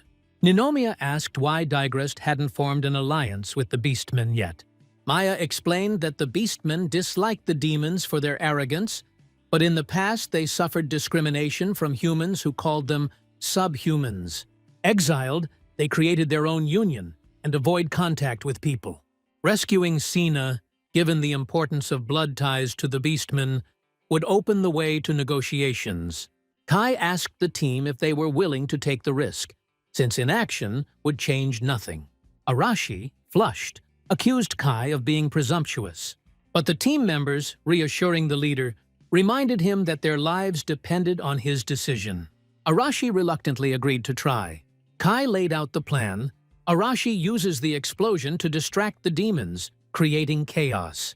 The team splits into groups of 3, with Inoue and Yanagi protecting Motono, Ozaki healing the wounded, Maya providing cover with fire magic, and Arashi fighting the greater demon Zagandra. After a tense discussion, Arashi's team, separated from the hero squad, moved south. One of the group members, Ninomiya, asked if this was the right way. Shinju Kai, who was going with them, confirmed that the Beastmen Alliance was in the south, and their goal was to intercept the convoy carrying the captive princess. He explained that the path parallel to the forest at the border of the Beastmen Kingdom was ideal. The demons and beastmen did little trade, meaning the path was not heavily guarded. Ninomiya, still hesitant, asked if they were afraid of being caught. Kai, smiling confidently, replied that he had found a way to sneak in unnoticed, that there were usually animals in the forest, but there were also plenty of monsters, and he knew how to get around them. Ninomiya asked if the carriage would be useful, as they might get stuck without it. He offered to help Sorairo, student number 16, whose blessing of space allowed the creation of a pocket storage for items. The larger the storage, the more mana was required. Sorairo, hearing this, laughed, happy that Shinju Kai remembered her ability. One of the team members, impressed, asked Kai if this meant that he had been gathering information in the Demon Kingdom all this time. Shinju nodded, explaining that he had been looking for an alternative way to return home, but had come to the conclusion that the only way was to kill the Demon King. That's why he began reconnaissance after learning about the kidnapping of the Beastman princess. Arashi, impatiently intervening, declared that they needed to speed up. The convoy would not wait for them. Kai agreed and asked Sorairo to move the carriage and luggage into her pocket space. The team moved into the forest, but suddenly the group's leader, Arashi, exclaimed upon noticing the monsters. Everyone immediately prepared for battle. Despite the fear, the team acted in a coordinated manner. Ninomiya shouted for them to form a circle, the support squad in the center and the rest to attack. Using the support technique that linked their powers, they gained new abilities and began to fight the monsters fiercely. Their attacks were precise and their coordination impressive, giving them a clear advantage. After the fight, Arashi, breathing heavily, asked if there were any wounded.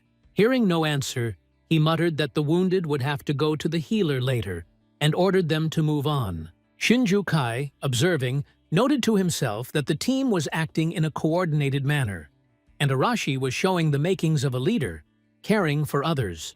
However, at that moment, another monster attacked the leader. Maya, who who was standing behind, instantly summoned Salamander, and a powerful fiery explosion incinerated the enemy into coals. The team, amazed, admired her strength, comparing her to Nagasho Reina, but surpassing her in power. Arashi, noticing this, became angry, deciding that his style had been copied. Shinjo Kai approached Maya and quietly reproached her, saying that she had put on such a show in vain. Now competition could begin within the team. However, he immediately advised Arashi to thank the elf for her help. The team members surrounded Maya and admired her strength, and some of the guys, jokingly, said that Kai got such a beauty, and they also want to find such a friend. Maya, confused, didn't know if she could communicate with people. Kai, having given permission, said that she was free to do whatever she wanted. The elf, delighted, went to the team, chatting and having fun, having found friends for the first time. Meanwhile, Kai climbed the mountain to survey the surrounding area. Arashi, irritated by the wait, asked if the convoy would definitely arrive. The hero, using assessment, assured that he could already see their target in the distance. Shinju Kai, after analyzing the situation with appraisal, revealed the composition of the convoy: 3 lesser demons, 15 medium ones, and possibly a couple inside the carriage, as well as 1 greater demon, Zagandra, their leader. He warned Arashi not to let his guard down. Zagandra, although not as strong as Stongai, was still a greater demon. Arashi waved it off and said that he would handle it himself, and if the demon got in the way, he would kill him. Kai, remaining calm, explained that he planned to leave the demons to the team and laid out a simple plan. Arashi must use his explosion to attract attention while attacking with terrain advantage. The rest are divided into groups of 3, with Inoue and Yanagi protecting Motono, Ozaki treating the wounds and delivering the wounded to Motono, and Maya covering everyone. The greater demon is left behind by Arashi, while the others create chaos. Kai will sneak up to the carriage and save the princess of the beastmen, Sina. If everything goes well, he will give a signal, and then they will act according to the situation. If they are pushed back, they will retreat. Arashi nodded confidently and said that he would deal with the demon leader, and their shock would play into their hands. However, part of the team opposed Kai, indignant at why he was giving orders. Arashi barked, ordering them to shut up and follow Kai's plan. The team, albeit reluctantly, complied. Meanwhile, Zagandra's convoy moved through the forest. The demons, exhausted from the long march from the Beastmen Alliance without stopping, grumbled. Zagandra, also tired from riding, thought about stopping, but instead decided to check on the captive. Approaching the cart, he ordered the demons to guard the perimeter. The princess of the Beastmen, Sina, of the Cat clan, met him with a cold gaze. Zagandra, grinning, asked how she felt, adding that they would soon reach the city where the dungeon awaited her. Sina, complaining about the shaking in the carriage, said that capturing her would not force the Beastmen Alliance to submit. Zagandra, calling her naive, stated that the daughter of the leader of the cat race was a valuable trophy. When Sina snapped that her influence was exaggerated, the demon became angry, called her a brat, and tore her clothes, threatening to taste her body to show her her place.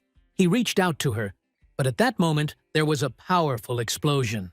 Zagandra turned around, and the demons screamed about the attack of humans. He was shocked and could not believe that it was ordinary people, not beastmen, who were attacking them. Arashi's explosion scattered everything around, and a fierce battle began. The hero candidates worked together in groups to repel the demons' attacks. Inoue and Yanagi protected Motono, Ozaki treated the wounded, and Maya, using Salamander's fire magic, wreaked havoc among the enemies. Zagandra, shocked, did not understand how people could push back his elite soldiers. Arashi, noticing the leader, rushed towards him, flexing his fists. Zagandra, tensing up, summoned his spear, concentrating his power, and asked who he was. Arashi grinned and replied that he didn't need to know, he was there to have fun. The enraged demon rushed to attack, shouting that a man could not defeat him. Arashi, having encountered Zagandra, realized that the demon was strong, but not on the level of Stongai.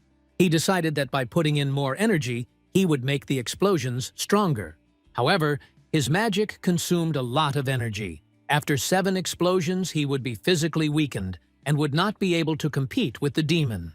The only way out is to force Zagandra to open up and deliver a precise blow to the head or heart. Zagandra, recognizing in Arashi the candidate for hero who had defeated Winberg and Stongai, became wary.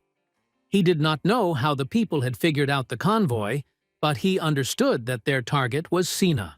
Noticing that his soldiers were being pressed, he decided to kill Arashi with one blow, running with his spear at maximum speed. Arashi, sensing the enemy's speed, used the skill Mine. An explosion under the hooves of Zagandra's horse incinerated the animal. The demon, struck by the trap, did not have time to notice it. Arashi, pleased, knew that the Mina was weaker than a normal explosion, but ideal for surprise attacks. Under the smokescreen, he snuck up behind him, preparing to strike, but Zagandra reacted by using his scatter skill. The demon's attacks flew around, and Arashi, unable to dodge, fell, receiving a wound. The pain was intense, but he shouted to his team not to be distracted and to continue the fight. Zagandra, analyzing, realized that Arashi relied on intuition, like a wild animal, and concentrated energy for protection. The demon could create explosive traps by touching the ground. He decided to keep Arashi at a distance, tiring him out, and watch his movements to anticipate the mines. Arashi grinned and understood the enemy's plan. Concentrating his energy into a fireball, he declared that Zagandra had made a mistake. Using the skill Shot at its maximum power, he unleashed an S-level explosion on the demon, incinerating it to ashes. Maya watched in delight as Arashi defeated the greater demon single-handedly. The remaining demons, shocked by the death of their leader, froze. Ninomiya, having inspired the team, used a support technique, increasing their fighting power. The candidates rushed to finish off the demons, completely destroying the squad. Meanwhile, Shinjo Kai sneaked up to the carriage, opened the door, and found Sina. The princess, not expecting to see a man, asked if he had come to save her. Kai, smiling slightly, replied that you could say that. Shinjo Kai took out his dagger and began to cut the ropes that bound Sina, the princess of the Beastmen. She looked at him warily and asked what they were up to. Kai answered honestly that their goal was similar to demons, to use her, but for their own interests. Sina, smiling slightly, called it an honest approach. Kai shrugged and said that there was no point in lying. Would she have believed him if he had said that he had come solely to save her? Sina, after thinking, replied that she hadn't thought about it, but she wasn't going to just stand by after her release. She suddenly activated her partial transformation skill, turning into a beast with sharp claws, and pounced on Kai. Kai, dodging her quick attacks, noted the high physical abilities of the Beastmen. Deciding not to delay, he used Thunder Shock, a basic technique that discharged electricity. The blow stunned Sina, and she collapsed, struck by magic she had not seen in a long time. Kai explained that Thunder Shock is not the most powerful technique, but is effective for distraction in close combat. Sina, still in doubt, did not understand where he got such strength from. Kai, looking at her calmly, asked if she acknowledged the difference in their power. He offered her a choice. Either she went with them voluntarily, or he would tie her up again. Sina, exhaling, agreed to follow them, admitting that it was better than staying with the demons. Meanwhile, reinforcements from the demons arrived, but they were doomed. Realizing that they had no chance, they wavered before the team's coordinated attack. Arashi grabbed one of the demons by the throat, squeezed him, and told him to tell the Demon King, "It's nothing personal, but we're going for his head. Let him sit quietly and wait." In the evening, the team gathered around the fire, discussing the next step. The victory inspired them, and the captured food turned out to be edible. Some joked that by stealing the princess and the supplies they looked like bandits. Others laughed and replied that they were already bandits. Sina, sitting by the fire, looked at the food hesitantly. Kai, noticing her behavior, asked why she wasn't eating. The princess, embarrassed, asked if she could take the food, since it was so good. Arashi chuckled and said that it was barely decent food compared to their world. Kai, encouraging Sina, explained that they needed her alive, so let her eat. After trying the soup, Sina was delighted with its taste. Maya, deciding to establish contact, asked how Sina had been captured. The princess said that she was hunting in the forest, far from the kingdom of the beastmen, where there should not be demons. However, they knew where to look for her, and attacked in an organized manner. Kai frowned and assumed that her capture was part of the demons' plan to subjugate the Beastmen alliance. The girls wondered why the demons needed control over the Beastmen. Did they really want to conquer the world since they had already invaded Digrest? Sina, after thinking, answered that it looked like demons. She asked what people wanted from her. Kai explained that they were using her as a bargaining chip to negotiate with the Beastmen alliance to gain their support against the Demon King. Arashi added that without his death, they would not return to their world. Sina exhaled and called them heroes, rumors of whom had reached the Beastmen. She agreed to cooperate, considering it gratitude for the rescue, and added that the hot food was a nice bonus. Sina shared a theory that there might be a traitor at the top of the Beastmen alliance working for the demons, which would explain how they knew her location. Betrayal within the Beastmen alliance may be the key to weakening the demons, but to do so, they must convince Grandance to join the war. Shinjo Kai, having freed the Beastman Princess Sina, left the territory of the Demon Kingdom with Arashi's group, returning the same way to the city of Neutrath. Meanwhile, Mido Shuji, who remained in Neutrath, continued to hone his skills. Nagasho Rina approached him with the news that Arashi and his team had returned and were at the gate. But the knights refused to let them in, accusing them of desertion and violation of military regulations. Mido, stunned, hurried to the scene. At the gate, Arashi, irritated, argued with the knights, declaring that their rules did not concern him and that their army was of no use. He demanded a meeting with Amelia, but the knights, outraged by his behavior, ordered the soldiers to seize the deserters. The boys thought about it, knowing that if Mido Shuji were here, he would be greeted with honor despite his status. At that moment, Kanzaki Rin appeared, using her control skill to restrain the knights who were trying to attack. She told them to return to their places. Narumi approached and calmed the guards, calling on them to listen to Arashi, since he would not return without a reason. Rin lifted the spell and the knights reluctantly retreated. Arashi, Narumi, and the others moved to the meeting room. Arashi, upon entering, put his feet up on the table, which caused Hashimoto to remark on his bad manners. He snapped and asked if she was going to be his girl even in this world. Hashimoto, not giving in, replied that he shouldn't act like a bandit. They were gathered here to listen to him. Arashi, lowering his legs, called out to Chinami, next to which stood Sina, introduced as the daughter of the head of the cat people of the Beastmen Alliance. Everyone gasped when they learned that Arashi's team had rescued her from the clutches of demons who had infiltrated the lands of Grandance and kidnapped her. Amelia, not understanding why Sina was there, listened to her story. The demons captured her during a hunt and took her to their kingdom. Arashi stated that with Sina's help, they want to negotiate an alliance with Grandance, as they cannot wait 2 years, as Digrest suggests. Amelia admitted that their position was clear, and Digrest was already considering an alliance with the Beastmen. The unexpected desertion of half the hero squad has complicated the situation, but they are ready to make concessions if Arashi returns. Henry added that the candidates were the army's main strength, and their departure undermined the soldiers' morale. They will be punished for desertion, but if the alliance with Grandance succeeds, Digrest will resume the offensive against the demons. Arasi smiled, pleased, and the negotiations moved on to business. Amelia noted that the people were waiting for the Demon King to die, and it was their interest to speed it up. Sina, agreeing to act for the alliance, asked for help in destroying the demons hiding in the lands of the Beastmen. The team agreed.